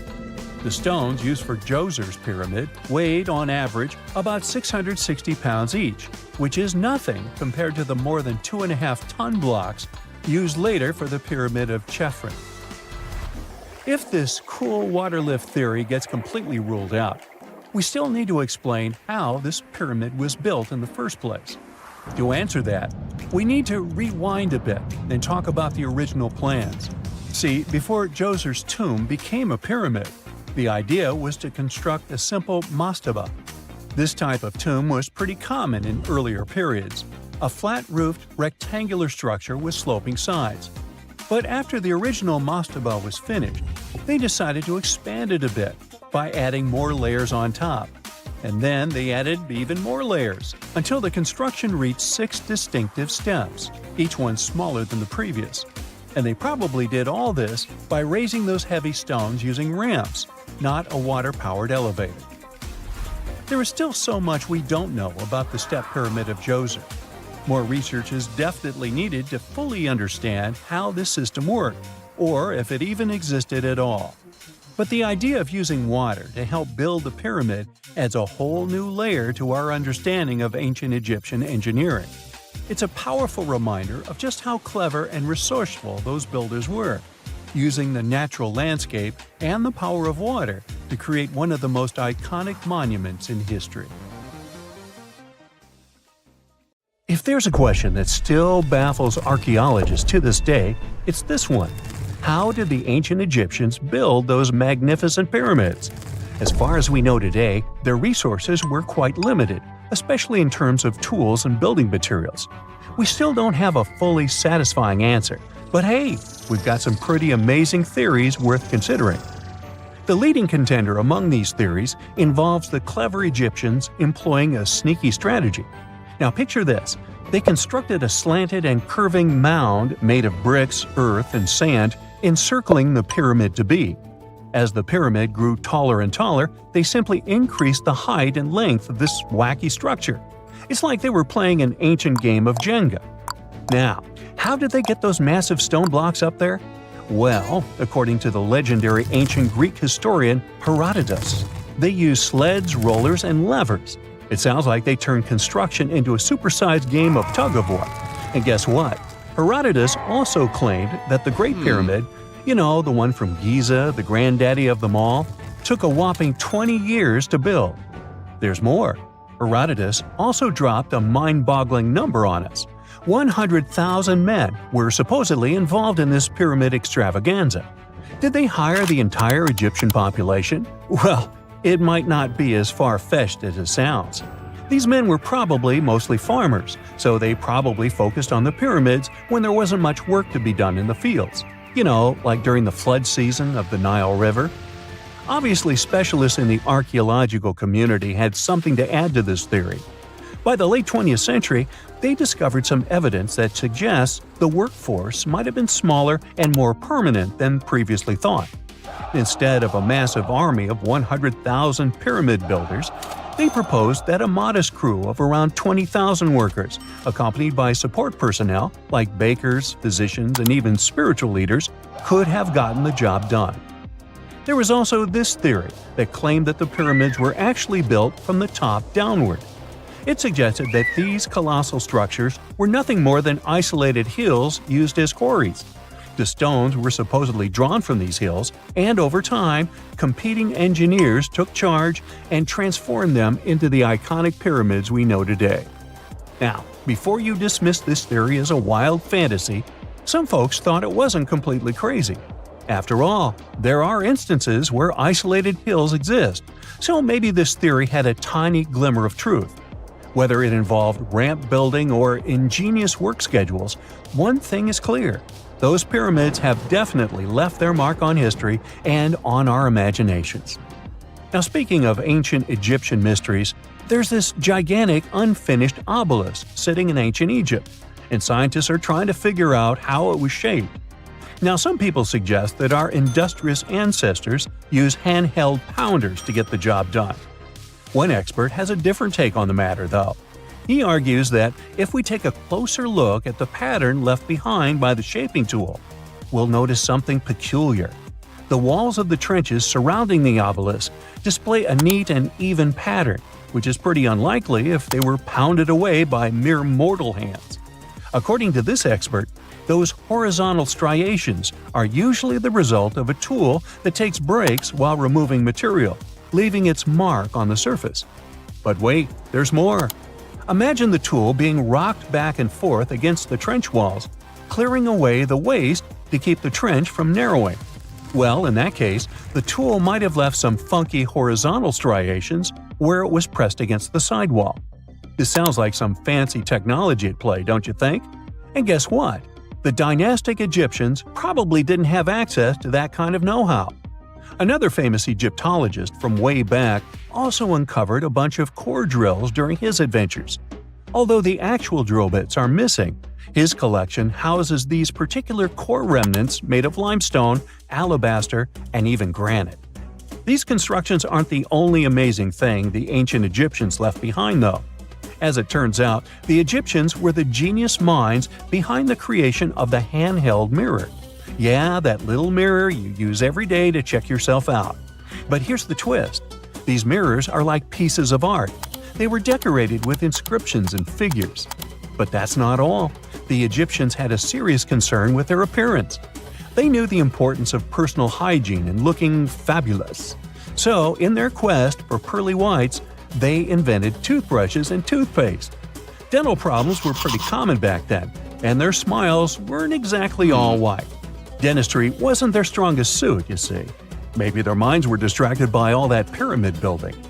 So that doesn't mean those ancient toothpaste recipes weren't amazing. One delightful concoction included rock salt, mint, dried iris petals, and pepper. Some brave dentists in the 21st century tried it out, and it worked pretty well.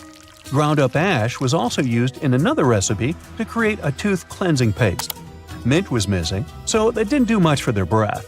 That's when the genius Egyptians came up with the world's first breath mints. They made tablets from heated spices like cinnamon, and they mixed it with honey. Now, let's shift gears to home decor, Egyptian style. They surely took ornamentation to the next level. While the concept of decorating furniture started in Mesopotamia, the Egyptians cranked it up a notch. They went all out with different colors of ink and even developed various weights of paper. Oh, and let's not forget about those cute little area rugs we all have in our homes today. Guess who came up with the idea?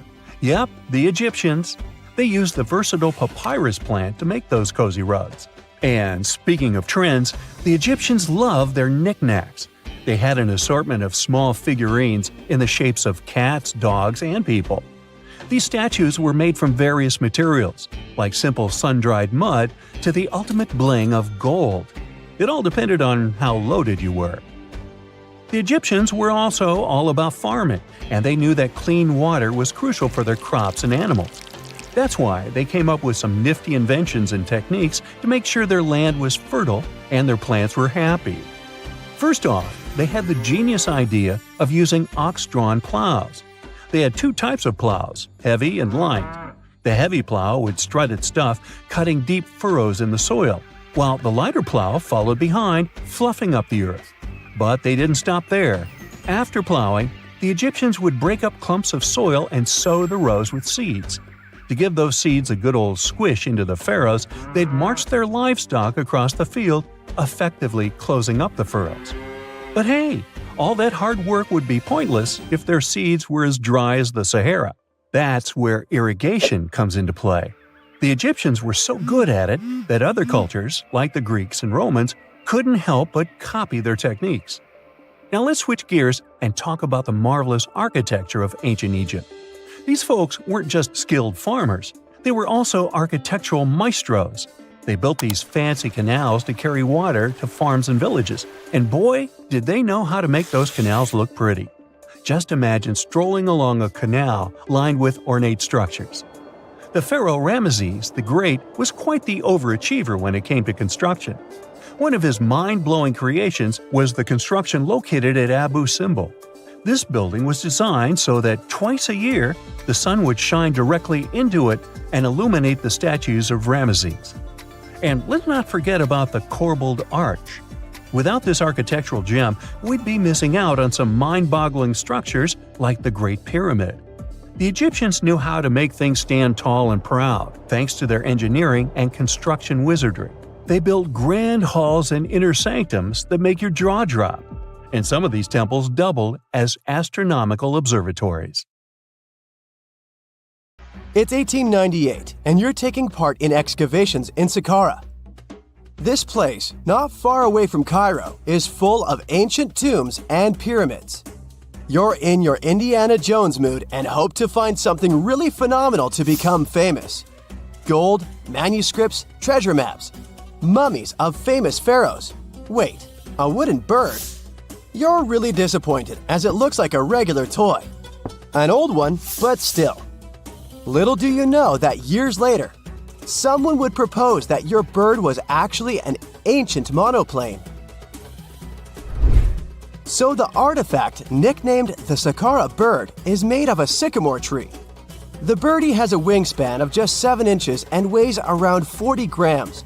A perfect original souvenir from Egypt, I would say. It's over 2,000 years old and looks pretty plain, without any carvings of feathers or other intricate ornaments. It has a beak and eyes though, which makes our find look like a hawk, the emblem of the deity Horus. Its tail is rather unusual as it's squared, looks weirdly upright, and it seems like the sunken part of it was the place for a now missing piece. Humans love solving a good mystery, so there have been several attempts to explain the use of the birdie. First, quite simply, is that it was a ceremonial object. The second idea is that it was a toy for a child from some well-off family. It could have been some sort of boomerang, which was a popular concept in ancient Egypt. Then there was a theory that the bird had been used as a weather vane. But this one has been debunked as the figure doesn't have any holes or markings, except for the one made at the museum in Cairo to fix the exhibit on a stick. So there was no way to hang it in the past. Almost a century after the bird was found, Egyptologist Dr. Khalil Masiha proposed a new theory that it could have been a model of a monoplane. He believed the bird was missing a horizontal tailplane. Otherwise, it had its wings set at a right angle, similar to that of modern planes. It could have worked to generate the aerodynamic lift necessary for flights. Dr. Masiha also claimed that it was common at that time to place miniature models of technological inventions in tombs. So, did the ancient Egyptians really invent the plane in 200 BCE? That would make the Wright brothers, who are considered the inventors of aviation, really upset. They made one of their first flights only in 1903. There's just one way to know for sure, and that is to test the model. But you know, the ancient museum in Cairo would unlikely let one of their cherished exhibits fly around like a toy. That's why glider designer Martin Gregory built a similar model, this time of balsa wood, and concluded that even with the missing tailplane, the plane wasn't much of a flyer. Case solved? Not really. This didn't sound convincing enough to the History Channel, so they invited an aerodynamics expert to build another replica of the bird. He tested it in weather conditions similar to those in Egypt and was impressed with the little plane's abilities. So, if they did invent the prototype of a plane back in the times of pharaohs, it would be a good example of an oopart. That's an out-of-place artifact, an object that's way ahead of its time in terms of technology or history. And the Saqqara Bird isn't the only example of such a revolutionary concept. In 1901, a group of divers retrieved the Antikythera mechanism from an underwater shipwreck near the Greek island of Antikythera. It's been dubbed the world's first analog computer, and it's currently dated around 100 BCE. The bronze mechanism could tell the position of the sun, moon, planets, and stars, as well as the lunar phase, the dates of upcoming solar eclipses, and even the speed at which the moon moves through the sky. No one's sure who used it and how or where it was made. But it's obvious that it's extremely precise and way too advanced for its time. The first flushing toilets in the world were invented in the middle of the 20th century. Just kidding. The ancient Minoans on the Mediterranean island of Crete and the Indus Valley civilization both came up with this brilliant invention at the same time, around 4,000 years ago. The plumbing and sanitation were so well done that no one managed to design anything better until 2,000 years later. One ancient Minoan lavatory was discovered at the Palace of Knossos. It looks like it had a wooden seat set over a tunnel that directed water from a rooftop reservoir to an underground sewer. Other varieties got water from jugs. Only the super rich people could afford all this glory. So if you wanted to shop for real estate back then, the flushing toilet would be a telltale sign you were in the rich neighborhood. Automated doors became a cool, seemingly new invention back in 1931. But the technology behind them is actually much older. Think the 1st century CE old. Mathematician and engineer Heron of Alexandria came up with a hydraulic system to open and close temple doors. To bring it into action, you need to light a fire to produce heat. There was a brass pot under the fire, half filled with water. The inventor connected the brass pot to containers that acted as weights. When the fire was burning, the water moved into the containers. They went down and pulled the ropes. It was nothing like a supermarket door that opens in front of you before you even have time to think. Heron's door took hours to open, and there was no way to stop the process. That's why they only opened the doors once a day before people entered the temple, to add some mysticism at the temple during ceremonies. Spooky. Looks like the first ever battery was invented in Baghdad around 2,000 years ago. A German archaeologist found this oval-shaped clay jar in 1938. Scientists are still not sure what purpose it served and who exactly invented it. There is a theory that it was used for electroplating objects with precious metals. When they filled it with a weak acid like vinegar, the battery produced around 1 volt of electricity. Another theory says it was a vessel for sacred scrolls. Would you like to buy contact lenses designed by Leonardo da Vinci himself? In 1508, he invented a glass lens with a funnel on one side. You were supposed to wear it with water inside to improve your vision. Sounds a bit uncomfortable, doesn't it? So, around a century later, French scientist René Descartes decided to improve the idea and make the cornea contact the future lenses. Contacts because they contact your eyes, get it? The glass tube with liquid did help improve vision, but blinking was sadly impossible. 2.5 centuries later, new technologies in the glass industry let scientists design contacts that would fit in the eye and even let the wearer blink. Thanks, guys! Still, those lenses were made of heavy blown glass and didn't let the eye breathe. About 50 years later, contacts became plastic, lightweight, unbreakable, and scratch-resistant, but still covering the entire eye.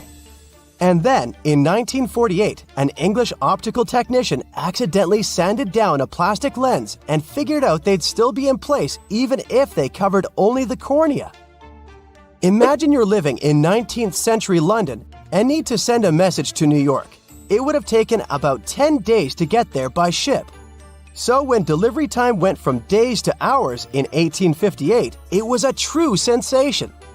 The first message was sent by Queen Victoria herself. It was all made possible thanks to the transatlantic telegraph cable, running under the ocean. Sadly, the new cool invention only lasted a few weeks. It took years to bring it back to life. A gruesome discovery took place in Egypt some years ago. You want to hear about it? 16 human hands, carefully buried in 4 eerie pits. They didn't look too much like human hands at first, since they were abnormally large, but they were. Weirdly, there were only right hands. No left hands were in sight. It turned out that it points to the practice of an ancient dark ritual. Old Egyptian art and tales talked of a ceremony where warriors would present the right hand of their adversaries as proof of victory and ask for gold in return.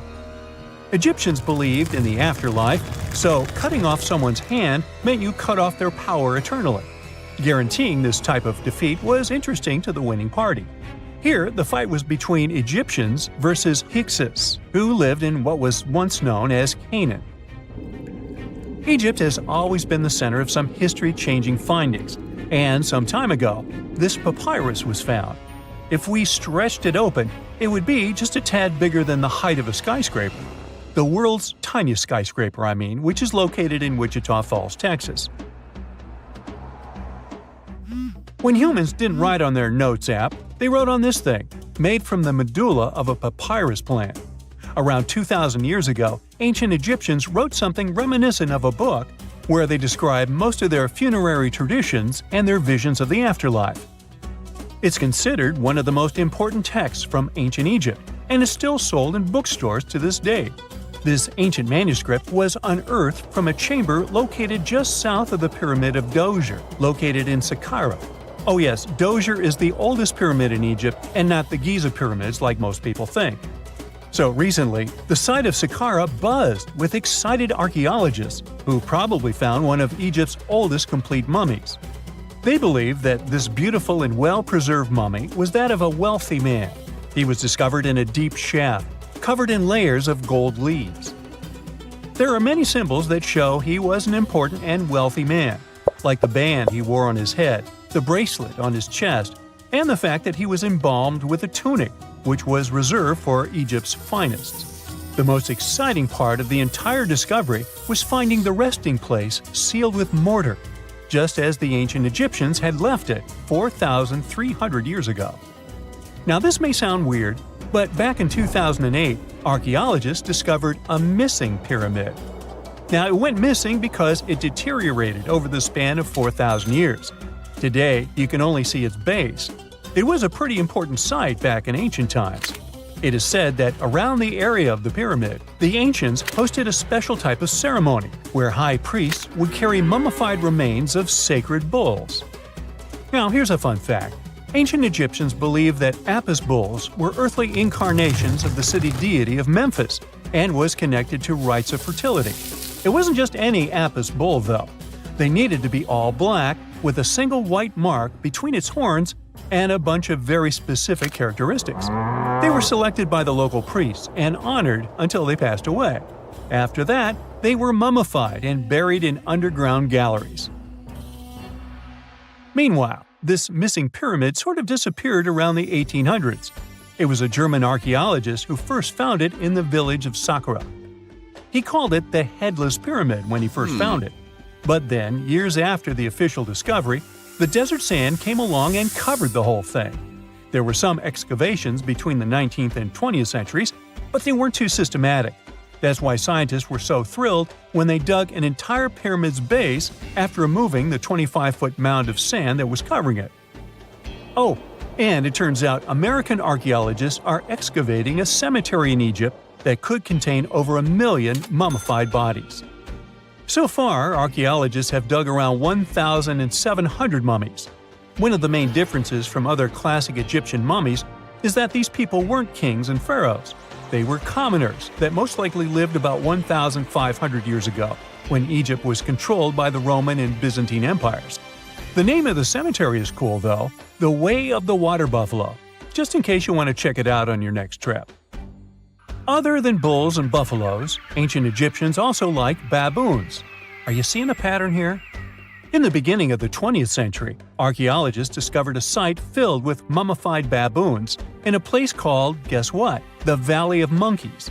An animal wouldn't have been mummified if it wasn't considered important. Certain animals were more important than others, since they were linked to specific deities. Jackals were connected to Anubis, the ancient god of the afterlife, and cats were likened to the female deity Bastet. Baboons were a pretty big deal, since they were believed to be connected to Thoth, the deity of wisdom and advisor to Ra, one of Egypt's supreme deities. The archaeologists who studied these animals weren't too happy. They think these baboons were kept inside and were deprived of sunlight for most of their lives.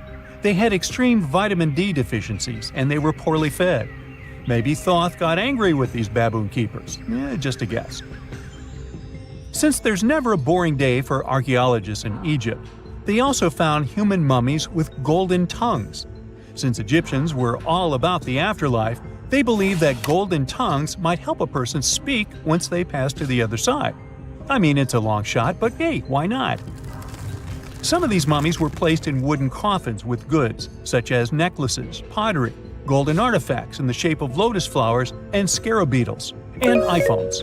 Just kidding. A new temple was also unearthed recently in Egypt. Scientists believe it was dedicated to honor Zeus Cassios. That deity would be a cross between Zeus, the almighty Greek deity of the sky, and Mount Cassios. While digging around the Sinai Peninsula in Egypt, archaeologists spotted two pink granite columns poking out of the ground, and bingo. They believe these columns represented the temple's front gate and collapsed during an earthquake many years ago. And speaking of deities, there weren't only super serious deities. Recently, scientists unearthed a golden ring in a city south of Cairo. No, Frodo, it's not magical. It was a normal gold ring, but it had the depiction of the deity of fun, officially named Bes. This deity is often described in sacred texts as a happy, chubby dwarf. Today, many tattoos we get are sorta deprived of any sense and are made of aesthetic purposes only. In ancient Egypt, though, women would get tattoos as a token of protection for childbirth. That's what scientists think, at least. Around the Nile region, scientists found some mummies that had well-preserved tattoos, which is a rarity since the skin deteriorates so easily. Two of these women tattooed their lower backs, and the drawings were simple. They were mostly pictures, including that same chubby dwarf we just talked about, Bes. He also had a side hustle as the protector of women during childbirth. Now, would you believe me if I told you ancient Egyptians invented robots? No? Well, that's because that's not entirely true. Sure, they were astronomers, mathematicians, and engineers, and somehow they also squeezed an eccentric invention into that package. An automated deity some scientists called Hathor. This wooden statue had been in the Metropolitan Museum of Art for years before someone noticed its secret. With the help of an X-ray machine, specialists discovered a mechanical operating system inside it. The pulley-like axis goes from the statue's shoulder to her left leg. When the system rotates, the statue raises and lowers her hand. Hey, pick me! Pick me! I got my hand up here. What is a boat doing in the middle of a desert? You would expect to find a seagoing vessel closer to shore. This is the question archaeologists had been asking for decades. In 1988, there was a storm near one of the most important archaeological sites in ancient Egypt. A wooden structure emerged from the sand. It was hollowed out by termites. Scientists were determined to solve its mystery. In 2000, they began excavating the site near Abydos, Abydos. An American team of experts soon discovered a boat that was 70 feet long, and it wasn't alone. In total, there were 14 boats neatly resting next to each other. It was impossible to completely dig out the boats because of their poor condition. Luckily, the wood was preserved enough to get a sample. Analyses revealed that the boats were around 5,000 years old, the oldest fleet in human history to this date. The time of their construction predates the pyramids at Giza by half a millennium. Each ship of the fleet rested in a vault that matched its dimensions. The room was roughly a third of the size of a tennis court. It had mud brick walls that featured more than 120 drawings of boats. Ancient Egyptians incised them on whitewashed walls that were excellently preserved. Scientists have known about these mysterious chambers for well over a century. 1901, 1902, A British archaeologist, Arthur Weigel, stumbled upon a strange structure west of the River Nile. His team caught a glimpse of the interior walls. Sadly, a section of the roof collapsed, so they had to call off further exploration. Researchers abandoned the site, but its location remained on the maps. The boat's position first led scientists to think that they rested on a bank of the mighty Nile. But there was a problem with this theory. Today, the river flows almost 7 miles west of Abydos. Further studies of the surrounding terrain showed the Nile didn't change its course throughout history. Also, if the boats floated near a dock, they would be in unstable positions. The 14 vessels at Abydos were perfectly parallel to each other. There was only one conclusion possible. Someone had deliberately placed them like that. They must have gone through a lot of effort. Each boat had enough room for up to 30 rowers. These vessels could really float. They weren't models, but scholars still don't know if they actually sailed any body of water in ancient Egypt. This doesn't diminish the importance of the find. Previously, archaeologists found only small-scale models. In King Tut's tomb alone, there were 35 boat models. For a long time, these figurines were the only clues as to how ancient Egyptian vessels looked like. The boat's design confirms that they were the real deal. They are the earliest surviving examples of something called built boats. Ancient people constructed primitive vessels by hollowing out large tree trunks. The alternative was reed that was tied together to form a raft. The boats at Abydos had planks tied together. This was a major breakthrough in shipbuilding. During their lifetime, the boats must have seemed impressive. Timber was a valuable commodity at the time. There was no wood in the desert. Cedar had to be imported from Lebanon. The only person who could afford such luxury was the pharaoh. Studying the area around the ancient fleet provided more answers. Scientists discovered a mud brick structure where Egyptians worshipped the pharaoh. Its approximate date of construction matches that of the wooden boats. The same bricks out of which this building was made were used to encase the fleet. At the time of their construction, the rooms they were stored in had a ceiling. That's the section that archaeologists stumbled upon in the early 20th century. Just like mummies and coffins, these marvelous ships rested inside splendid vaults. The exterior of these rooms was also impressive. The outer walls originally had a plaster of white limestone. It reflected sunlight. In the desert sun, the structure housing the boats must have shone from miles away. Ancient Egyptian builders used the same technique to cover the pyramids 500 years later. Today, their surface looks jagged, but it wasn't always like this. When they were constructed, the pyramids had a top layer of fine white limestone. Their surface was smooth and it gleamed in the sunlight. Instead of stairs, the outer layer of the pyramids was more of a sleek ramp. Archaeologists were left with one final question. Which pharaoh owned the fleet? The answer lay just a mile from the site.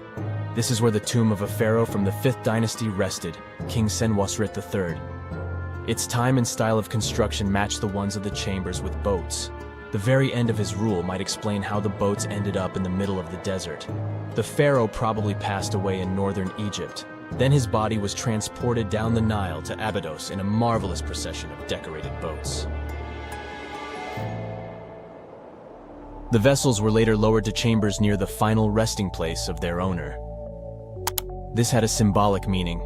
In the ancient Egyptians' belief system, ships played a key role. Their supreme deity was Ra.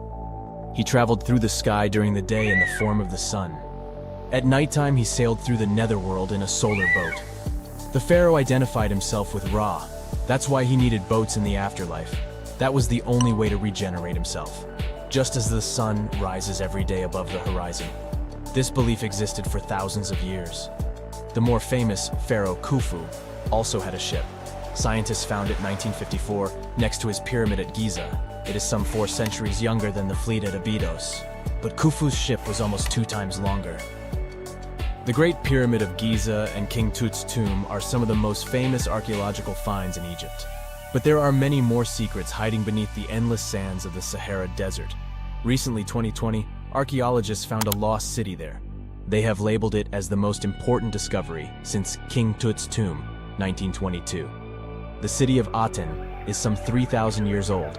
Historians hope it will give them a unique insight into the everyday life of ancient Egyptians. The famous archaeologist and Egyptologist Zahi Hawass proclaimed the site a lost golden city. Aten sits some 300 miles south of Egypt's capital, Cairo. It is close to the famous Valley of the Kings. Archaeologists first found sections of mud brick walls that spread out in all directions. They discovered complete rooms with tools of everyday life inside. The research team unearthed a bakery, a residential neighborhood, and an administrative district. They all date back to the time when the Egyptian civilization was the wealthiest in its long history. They were also the first to make objects from iron. In 1911, scientists found a set of iron beads near a village in Lower Egypt, El Girza. These are the earliest known iron artifacts. The discovery is literally out of this world. Ancient people made them by beating into shape a piece of a meteorite. The 9 beads were once part of an ornate necklace. They are now blackened and corroded, which is perfectly normal for a piece of jewelry that is over 5,000 years old. They consist of an iron-nickel alloy. Researchers were impressed by the skill of ancient jewelers who processed the beads. Their craftsmanship is more impressive when you think that they didn't know the stellar origins of the material. The Great Pyramid of Giza also has a remarkable feature. An international research group investigated the electromagnetic response of the structure to radio waves. They found that the pyramid has the ability to concentrate electromagnetic energy inside it. This occurred inside its chambers as well as under the pyramid's base. It contains an underground unfinished chamber. It seems that the electromagnetic response is connected with the properties of limestone, the Great Pyramid's main building material. The research results might have a practical application. The way solar cells and nanosensors function could be improved by this remarkable find. Phew! This summer has been turning up the heat like never before. We feel like roasted marshmallows on a sizzling grill. Yes, the world is getting hotter, but some regions have always fought with high temperatures. It turns out people had some inventions to keep themselves cool in ancient times too. Some of them are still functioning, even 3,000 years later. Let's take a look at how people saved themselves from heat throughout history. So, put an ice cube into your cold drink and get ready to hear how people survived the heat.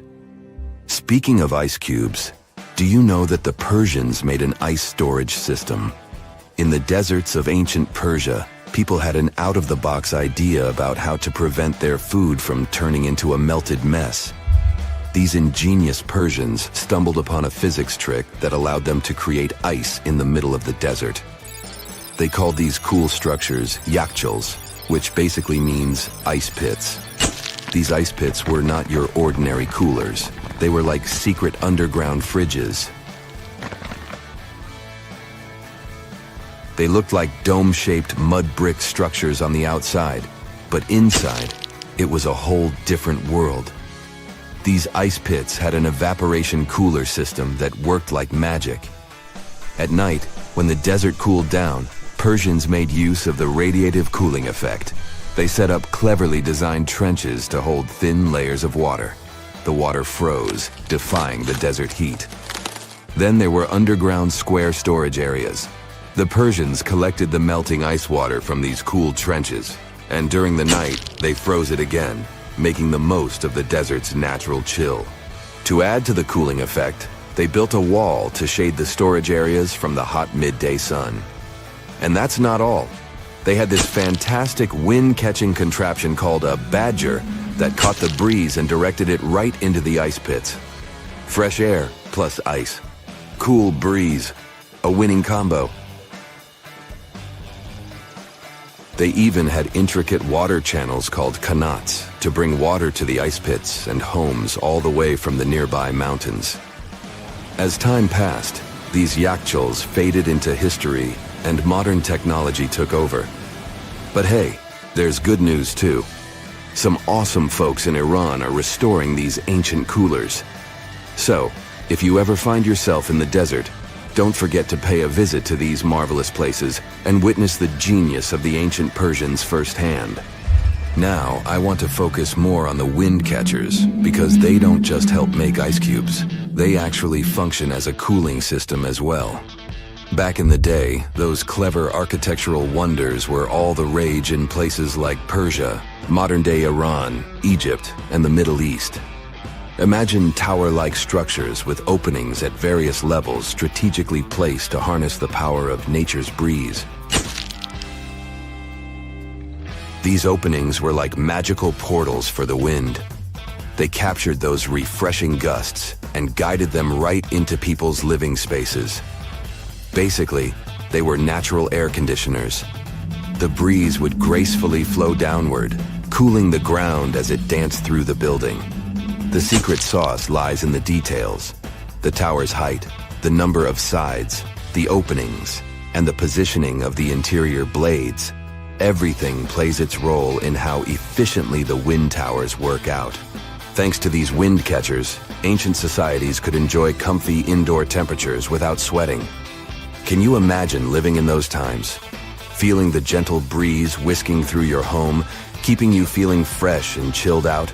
The Persians are often credited for inventing these awesome wind catchers. But hey, don't forget about Egypt. There, you can find traces of similar structures dating all the way back to 1300 BCE. Yes, the invention of wind catchers may have occurred in ancient Egypt, but Yazid in Iran is the city with the largest number of wind catchers. People wouldn't have been able to live there without these ancient ACs, because there was almost no rain in the area throughout the year. Now, let's look at these perforated, double-skinned exteriors. Imagine dressing up a building with a fancy perforated screen. It's like giving its exterior a stylish makeover while keeping things chill inside.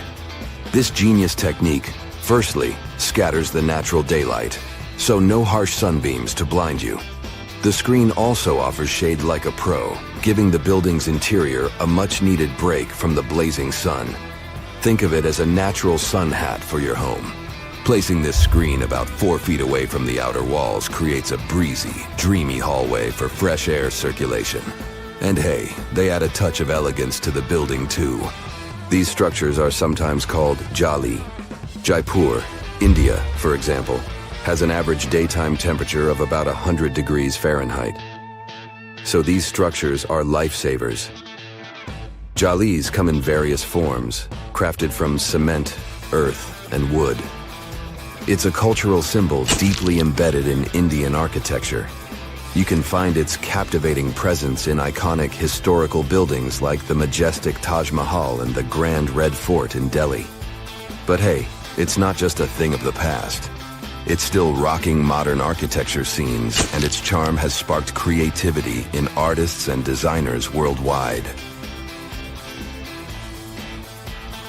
It adorns the building's exterior, its cross-section showing a larger opening on the outside and a smaller one on the inside. This is where the Venturi effect steps in to show off its physics prowess. As the air flows through the narrowing passage, it picks up speed, creating a difference in pressure between the inside and outside of the building. Air blowing at a higher speed gets compressed, and when released, it cools down. Mashrabia is a wooden lattice or screen used in the Middle East and North Africa. These decorative wonders are like window blinds, but they do more than just look pretty. They're smart too. They give privacy, shading you from the sun, and let fresh air and light in. Some people also add clay pots filled with water, sand, or damp straw to their designs. As hot air breezes through the holes, it also passes through the pot's porous surface. The moisture inside evaporates, cooling the air. This is a perfect low-cost technique for hot and dry climates. It's eco-friendly, and there's no need for electricity. Now, let's fast forward to today. Designers are getting creative, mixing traditional wisdom with modern tech. At the Al Bahar Towers in Abu Dhabi, they've got it too. Picture over 2,000 hexagonal panels that dance with the sun's movement, providing shade to the building's interior. Water evaporation was another secret weapon for ancient people. Simple, yet super effective. Plus, ancient Egyptians hung wet mats and curtains in doorways. When the air passed through them, it cooled down, providing a relief from the scorching sun. Ancient architects were the masters of maximizing airflow. They knew how to cross-ventilate and let hot air escape while inviting cooler air to the party. Speaking of ancient Rome, Bathhouses were the place to be back then. It was like a community hub. People gathered to chat about politics, play sports, and, of course, take a relaxing dip. The Frigidarium was the cool spot in Roman baths. After a steamy soak in the Caldarium, Romans dashed to this giant pool to chill out. Then in some places, like Cappadocia in Turkey, people went underground to hide from the heat. They carved cozy dwellings in volcanic rock, harnessing the Earth's natural cooling powers. So the lesson here is simple. Architects and designers can create wonders by combining local traditions with smart tech. California's Death Valley boasts the highest officially registered temperature to date, with 134 degrees Fahrenheit in 1913. Meanwhile, Africa's sweltering record stands at 131 degrees Fahrenheit in Kebili, Tunisia, as noted in 1931.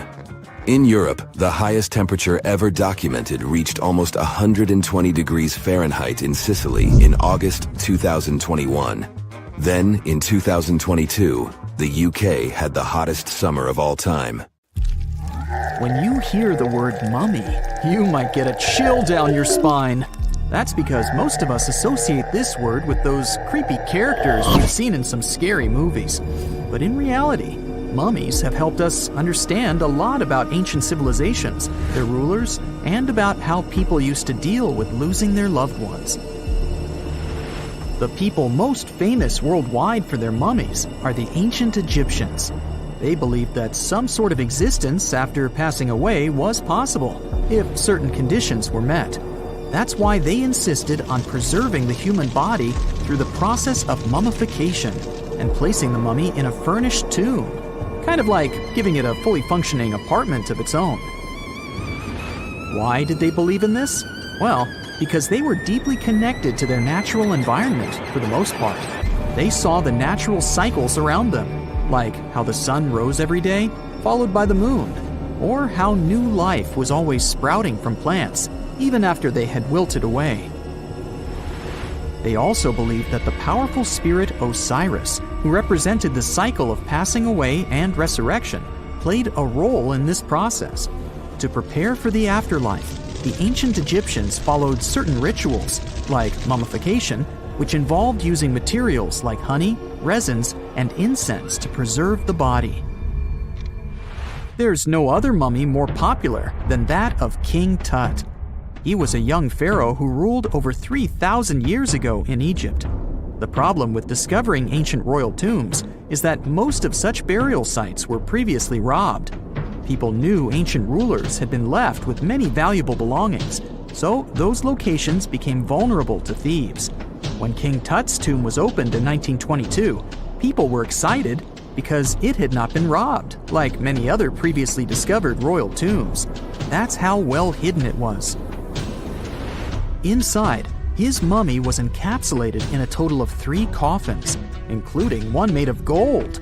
The objects found in his tomb showed us what ancient Egypt was like, and studying his mummy also helped us learn about the culture and practices popular at the time when he passed away. We also learned about his family by looking at his DNA. Scientists were able to discover that he had had a disease called malaria and a problem with his foot that might have made it hard for him to walk. Ramses II was another pharaoh in Egypt who ruled for 68 years, which was quite a lot back in the day. He was known for his expansion campaigns and building projects. Many objects from his time as a ruler still exist today, including a large statue of him. Ramses II was about 6 feet tall and lived to be about 90 years old. After looking at his mummy, scientists concluded that he may have had a medical condition that affected his spine. Now, remember those thieves I mentioned before? They are probably the reason why Ramses II ended up in a plain coffin in a secret collection of royal mummies at Deir al-Bahari, which was rediscovered in 1881. Thankfully, archaeologists were able to identify him because his journeys had been recorded on his wrappings. The process was really tedious too. In fact, in ancient Egypt, the mummification process could take a staggering 70 days to complete. a special person would say a very specific speech while delicately handling the body and drying it out using a type of salt called natron. They also used linen and resin to make the body look more lifelike and to wrap it in cloth. The tomb was equally as important for ancient Egyptians. The walls of King Tut's tomb, for example, were adorned with intricate artwork that depicted his journey to the afterlife, from his burial procession to his passage through the underworld. The ancient Egyptians believed that everyone made this journey after passing away, and they filled their tombs with items and paintings to help the person in their spiritual travels. Additionally, the walls of the tomb were decorated with spells from a special book, which contained a collection of poems that the Egyptians believed would help people reach the afterlife. And speaking of how important this journey was, people also placed food in these ancient tombs. In King Tut's tomb, archaeologists discovered 36 jars of vintage beverages and 8 baskets of fruit, which were believed to be left there to help him in his journey to the afterlife. The Egyptians believed that traveling to the afterlife took a really long time, so they left a lot of supplies, such as food and water, to sustain their loved ones. Pharaohs also generally had numerous luxurious garments and beautiful jewelry in their tombs to ensure that they would have a fashionable journey. These items included various types of linen clothing, such as tunics, scarves, gloves, and headdresses, as well as a lot of gold jewelry with precious stones, like bracelets, buckles, pendants, necklaces, rings, and even precious depictions of insects for protection. Some were also deposited with fans made from ivory and ostrich feathers to keep them cool in the afterlife. Some ancient rulers were even placed in their forever apartments along with boats. For example, Pharaoh Khufu built the Great Pyramid at Giza as his tomb, and a large ship was found inside. King Tut, however, was buried with multiple boat paddles, but no actual boat. Instead, he had 3 chariots and numerous walking sticks made of precious materials, perhaps indicating he'd rather travel to the beyond by land, not by water. Amongst the most interesting objects found near ancient mummies are bottles of oils and perfumes. If rulers were supposed to be fashionable, why not smell nice too, right? Also, some of them had some ancient kinds of board games, most of them made out of precious materials like gold or ivory. One of those games was called Senet. It was very popular amongst the ancient Egyptians and very similar to modern-day chess. The ancient Egyptians may have the most famous mummies out there, but they weren't the first to invent the procedure. In fact, it all started in South America with an ancient civilization named the Chinchorro. As far as we know today, these people were the first to mummify their loved ones that had passed away. They did it somewhere around 2,000 years before the Egyptians started their own rituals. Sure, we can tell a lot about ancient rulers by studying these mummies, but until recently, we had no idea what they really looked like during their lifetime. Not so long ago, though, some very special mummy paintings were found by archaeologists studying ancient Egyptian objects. These mummy portraits are highly detailed paintings of individuals that were made while they were still alive. Such paintings were often painted on wood, as opposed to the classical portraits we all know about, which are painted on canvas. They are known for their realism and beauty, and have even been used by researchers to diagnose diseases by comparing them to the corresponding mummies. Some of these portraits also include depictions of jewelry, which was later found on the mummies. The recent discovery of these mummy portraits in Central Egypt is significant, as it marks the first time in over a century that such paintings have been found. Mummies appeared all around the world naturally, too. Mummification can occur without people intervening because of natural conditions, like extremely cold or hot environments, places with a lack of oxygen, or accidental exposure to chemicals that preserve the body. These conditions don't allow bacteria to grow, resulting in the body remaining more or less intact. Famous Otzi was one of these mummies. We know today he was a man who lived around 5,000 years ago in Europe. But upon his discovery in the Alps in 1991, Austrian authorities initially believed that he was a modern mountaineer because of how well preserved the body was. However, after the Iceman was removed from the glacier, it was determined that he was actually from the Copper Age. In the middle of the previous century, flying saucers were constantly making headlines. America was going through a surge of reported UFO sightings. So, it shouldn't probably come as a surprise that the American authorities, namely the US Air Force, created a couple of short-lived programs. Those were Project Sign and Project Grudge, and their main goal was to look into that phenomenon. These programs were followed by likely the most famous of them all, Project Blue Book. It was a large-scale government study that lasted from 1951 to 1969. The initiator of this program was Major General Charles P. Cabell. He was a former intelligence director of the Air Force.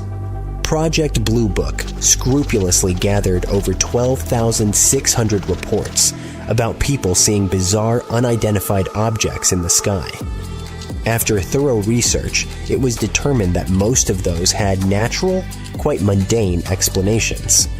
As for the rest of the reports, the members of Project Blue Book simply didn't have enough data to evaluate them. That's why support for their efforts dwindled. Officially, Project Blue Book was closed in December 1969. But apparently, it didn't make American authorities lose interest in UFO sightings. Because in mid-December 2017, the world found out that they had secretly launched one more UFO research program in the late 2000s. Accordingly to certain documents, American authorities spent around $22 million over a 4-year span on a project called the Advanced Aviation Threat Identification Program, aka AATIP. This project was started in 2007, and its main goal was to study UFO phenomena. Most likely, all this activity was triggered by the 2004 Tic Tac incident. That's when a few US Air Force pilots spotted unidentified flying objects off the coast of California. They captured them on video. None of the pilots could figure out what these objects were. They behaved in a weird way, as if our laws of physics didn't apply to them. They were reportedly flying extremely fast and rotating in unpredictable movements. It looks as if after that incident, American authorities decided to investigate whether those objects could be identified or not. And if not, they were eager to know where they had come from and if they had been a threat. When the New York Times story about the new project broke, officials announced that the study had been terminated in 2012. However, there were people who claimed that the program was still ongoing. One of those was a military intelligence official running the program until they quit in October 2016. In any case, let's have a closer look at this mysterious program. Indeed, the areas of research funded by the project resembled things you could find in Star Trek. For example, one grant was for the study of traversable wormholes, stargates, and negative energy. This study was conducted by Eric W. Davis of EarthTech International, Inc. Another grant sponsored the research of invisibility cloaking. One more area of study included warp drive, dark energy, and the manipulation of extra dimensions. This research was conducted by a theoretical physicist and director of the nonprofit Icarus Interstellar. As we've already mentioned, all these studies received at least $22 million of funding, but this sum could have been much bigger. No one has revealed why or how these studies were given such huge grants under the AATI program. The results of the study aren't known publicly either. The criteria for choosing these fields of research could be that warp drives and stargates might be useful for extraterrestrial civilizations traveling interstellar distances to visit our planet. Still, some people are not amused that such questionable fields of study were receiving substantial government funding. Hi everyone! Today we'll be talking about the controversial music that astronauts once heard in space. A few years ago, NASA made public the recording of a bizarre music that the astronomers from Apollo 10 reported hearing in May 1969, while they were flying over the far side of the moon. At that moment, they were out of radio contact with Earth. This happened months before the first astronaut set foot on the lunar surface. There were 3 people on board: Thomas Stafford, John Young, and Eugene Cernan. The sounds lasted for about an hour. Astronomers managed to record them and transmit them to Mission Control in Houston. Now, I want you to listen to these whistling sounds. That music even sounds outer spacey, doesn't it? You hear that? That whistling sound? Yeah. Don't they resemble some kind of otherworldly outer space music? So the question is, could the astronauts have heard alien music coming from outer space? Well, there's another more simple, non-alien involving explanation for this cosmic phenomenon, but we'll talk about it a bit later. In the audio recording from the Apollo 10 mission, astronaut Gene Cernan, who was piloting the lunar module, could be heard asking John Young, piloting the command module, if he could hear that whistling sound. Cernan was the first one to call these sounds music and to add that they were kinda outer spacey. Later, when the two astronauts asked Tom Stafford, who was in the lunar module with Cernan, if he could hear the sounds too, he confirmed it and stated that they were really weird. Young suggested they should find out more about them. Nobody will believe us, he added.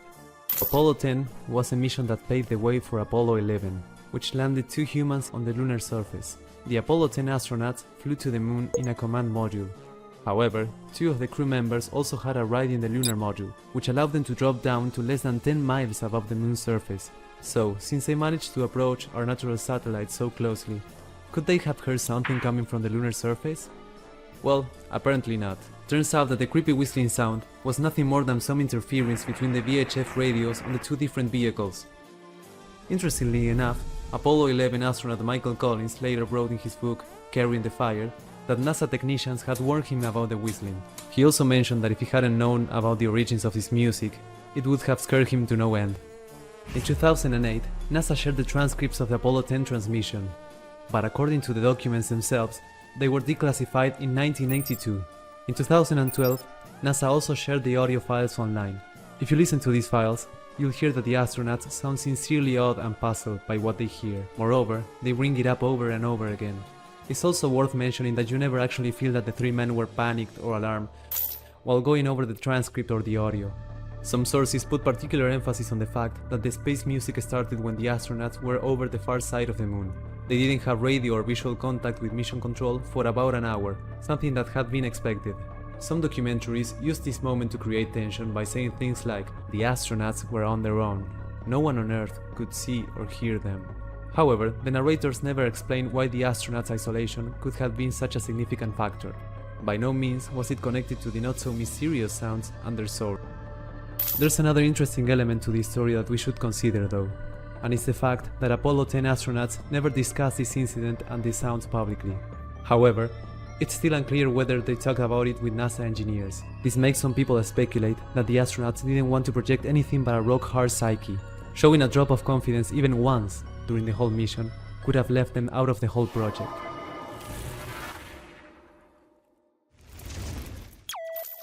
Venus is often called Earth's evil twin. The thing is, this world once started off quite similar to our home planet. But later, something went wrong. These days, the 2 planets are relatively close and similar in size.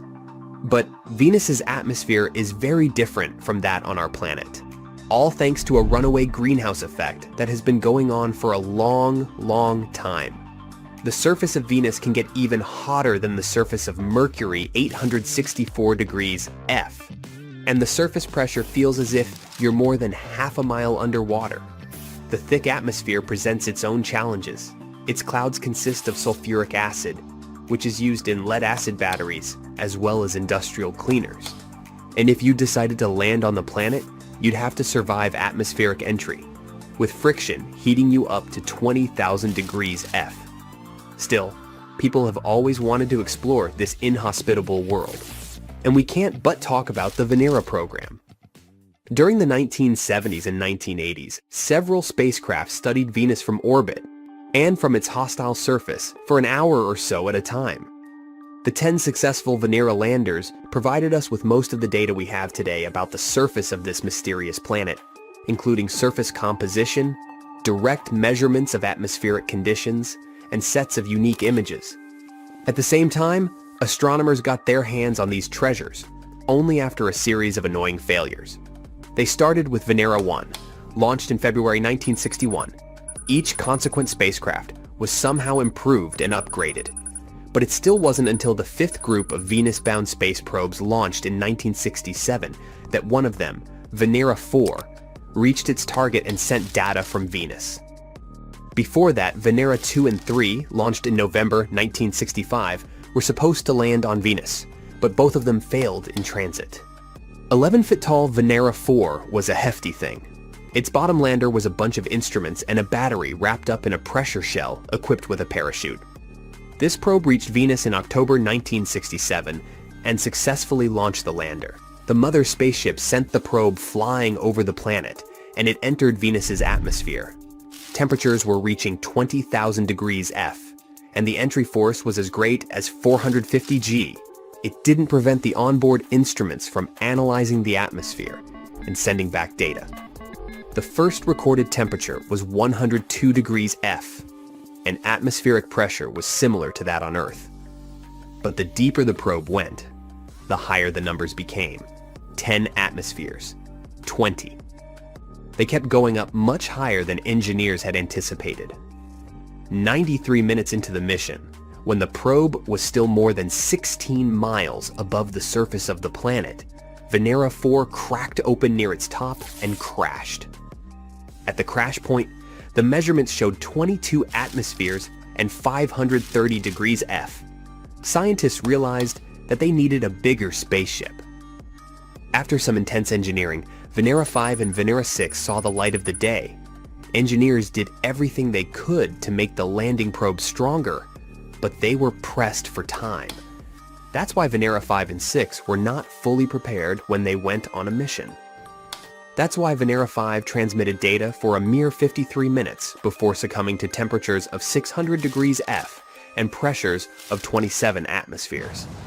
And Venera 6 lasted for 51 minutes. In any case now, the leaders of the project knew what it would take. 840 degrees F, 100 atmospheres, corrosive acids. They seemed to be prepared. They found new materials to build the probe. They got a hotter and stronger test chamber for the trials. They modified the parachute to make the lander fall faster so that the probe could spend as much time on the surface as possible. The lander was also designed in the shape of an egg and made of titanium, so its surface was smooth and had just a few ports, welds, and substructures. The insides were lined with a shock absorber and insulation layer. The chamber was also to pre-chill to freezing temperatures before entry. And Venera 7 was finally a success. It reached the planet in December 1970, separated from the mothership, and went down into the atmosphere. The probe transmitted data for 35 minutes, and things seemed smooth. But then, its chute melted, and the probe dropped like a rock, hitting the ground at 35 miles per hour and bouncing. Then, a second after the landing, the signal was abruptly cut. It looked like the probe crashed to bits. Shockingly, a few months later, while looking through all the data they managed to get, engineers rediscovered the signal. It was super weak and lost amidst the noise. Apparently, when Venera 7 bounced, it misaligned the antenna. The probe rested on its side, which weakened the signal to 1 or 3% of its initial strength. The probe kept transmitting data for 23 minutes. After that, the temperatures got too high and melted its shell.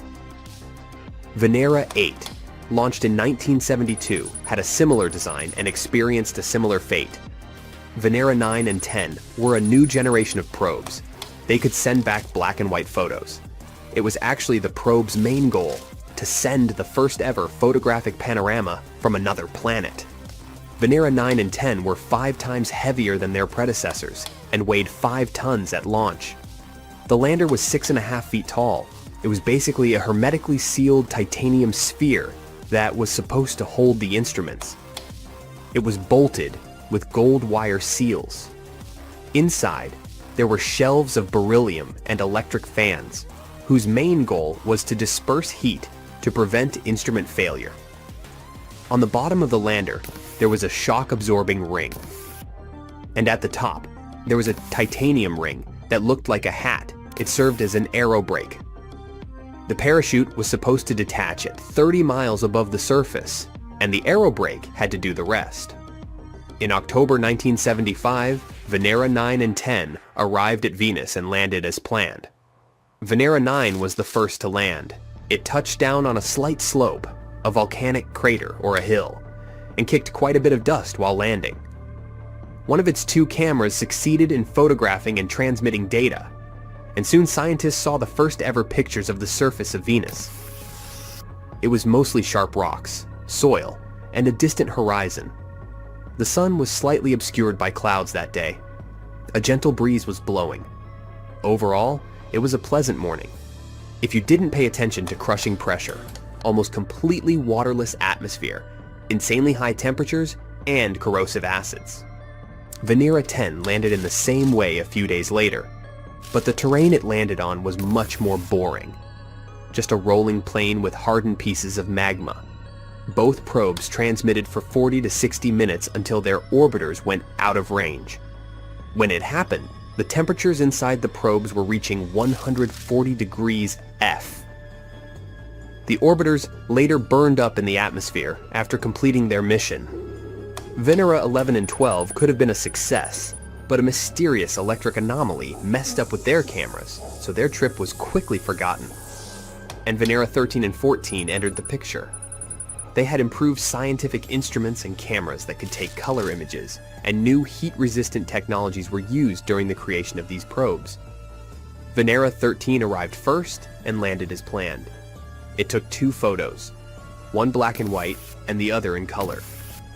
In the photos, one could see a surface of pebbled, loose soil and outcroppings of bedrock. It all looked pretty similar to the surface of the ocean. In the distance, there were rolling plateaus and an orange sky. The images taken later by Venera 14 showed a more weathered plain with less loose soil and fine-grained rocks. The two probes also sent back what they heard. It mostly sounded like a gently blowing wind with hints of distant rumbling. Could be Venus quakes. Venera 13 and 14 were the last landers to touch the surface of the planet. Venera 15 and 16 just flew around Venus, mapping its topography from orbit. Long before satellite TV or GPS, NASA made a huge silver balloon to show that global communication via satellite was possible. This was ECHO, the U.S. first communications satellite. We can say that it paved the way for many current communication technologies. It all started when scientists realized that we already had a satellite that could reflect signals. Right, I'm talking about the moon. After a series of tests, they successfully used Earth's natural satellite as a huge reflector to send voice signals from California to New Jersey. They even established a two-way telephone line using the moon as a reflector. But how was it possible? Often in underground car parks or even outside, mirrors are installed at turns with poor visibility. It's an easy way to look around corners. Fundamentally, the same idea has been used for almost the entire history of wireless signal transmission over long distances. Imagine you want to send a signal from one point on the planet to another point on the other side of the globe. The direct signal cannot travel this way. Therefore, you need some mirror, but high in the sky. At first, people used the upper layers of the atmosphere for reflection, but this is tricky and requires a lot of effort. Therefore, scientists decided, why not launch an artificial mirror into orbit? Because just like light bounces off a mirror, radio waves can be reflected too. When some signal bounces off a surface, it spreads out in all directions.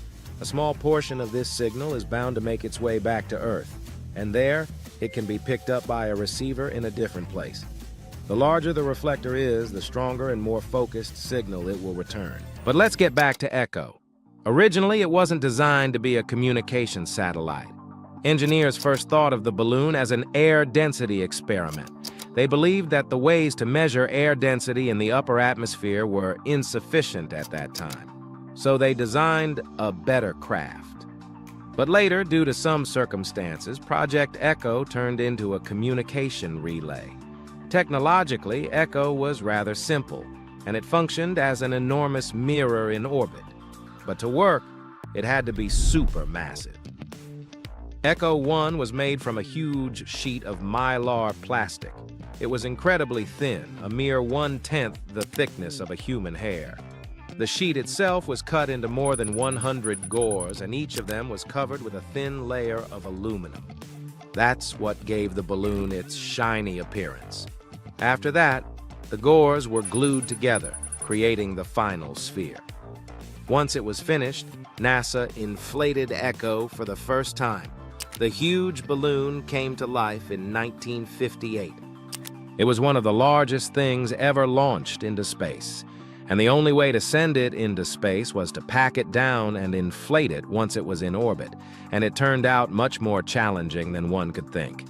Instead of carrying its own air, Echo had small canisters with benzoic acid. That's a special powder that turns directly from a solid to a gas when heated. So when the balloon was released into space, the heat from the sun turned the powder into gas in no time. It all expanded inside the balloon, and in a matter of seconds it was fully inflated. Such a massive object floating in space made it a target for micrometeorites. To protect the balloon from small punctures, engineers supplied it with an extra amount of benzoic acid. It could be released to maintain the balloon's pressure. Echo 2, though, had an even better solution. Its skin was made of mylar too, but it was sandwiched between two huge sheets of aluminum foil. When the balloon was pressurized, the foil stretched, stiffening and hardening in place. It made the balloon become rigid without any additional internal pressure to maintain its shape. Even if micrometeorites hit it, it could still hold its shape. No wonder these giant, shiny things were very visible. For a decade, they were some of the brightest objects in the sky, brighter than the North Star. And this brightness was the key feature of the balloon's design. To send and receive signals, the ground stations had to be able to track the balloons as they moved across the sky. The easiest way was to point the antenna dish directly at the balloons once they were visible. But it was only possible during twilight hours when the sun was illuminating them. When the balloons couldn't be spotted with the unaided eye, they relied on NASA's tracking network, predicting the orbits of the satellites. On Echo 2, there was a tracking beacon. It sent out pulses, which made the balloon easier to track during the day. Most of the project's communication was done between special ground stations in New Jersey and California. At the same time, Echo was supposed to be a global experiment. Thanks to their orbits, the balloons flew over every part of the planet. It allowed transmissions to be done literally anywhere by anyone who had the necessary equipment. One of the cool things about the balloons was that they weren't only used for sending signals around the world. They also helped researchers to accurately measure the shape and size of our planet. You see, at that time, the most accurate measurements relied on a method called star triangulation, and the actual distances between cities and continents could be off by more than 100 miles. So researchers used Echo to figure out the exact location of different points all around the globe. They measured the time a signal needed to travel from two locations, which gave them the precise distance to Echo. After that, by measuring the angle at which Echo appeared in the sky, scientists formed a triangle, being able to calculate the distance between 2 points to within several feet. It made all the calculations 10 times more precise. At that time, though, NASA was still a very young organization, so people working there knew very little about the long-term effects satellites experienced in space. And one of the biggest unknown factors was atmospheric drag. Even at really high altitudes, like 1,000 miles and more, there are tiny traces of atmosphere that can slow down objects. Imagine trying to walk through waist-deep water. The water will resist your movements and make it harder to move forward. The same happens with spacecraft. They push on the air, and the air pushes back in the opposite direction. The denser the atmosphere a spacecraft is traveling through, the greater amount of drag it experiences. It allows researchers to estimate atmospheric density by measuring how drag changes the orbit of a satellite. Echoes had a large surface area to mass ratio, so the balloons felt the effects of drag more than any other satellite. Observing Echo 1, NASA managed to track how its orbit changed over a few years, and it was a lot. Strangely, it wasn't atmospheric drag that had altered it. Solar wind radiating from the sun was to blame. It was pushing Echo 1 toward Earth. The balloons kept working perfectly well throughout the 60s. They proved that a global communication system in space was possible. Plus, they gave rise to many new techniques and technologies. For example, the first balloons spawned other satelloons, a combination of satellites and balloons. Echo 2 also fulfilled the original purpose of measuring air density and solar radiation. Echos's metallized plastic helped scientists evaluate the use and long-term durability of similar materials for other spacecraft.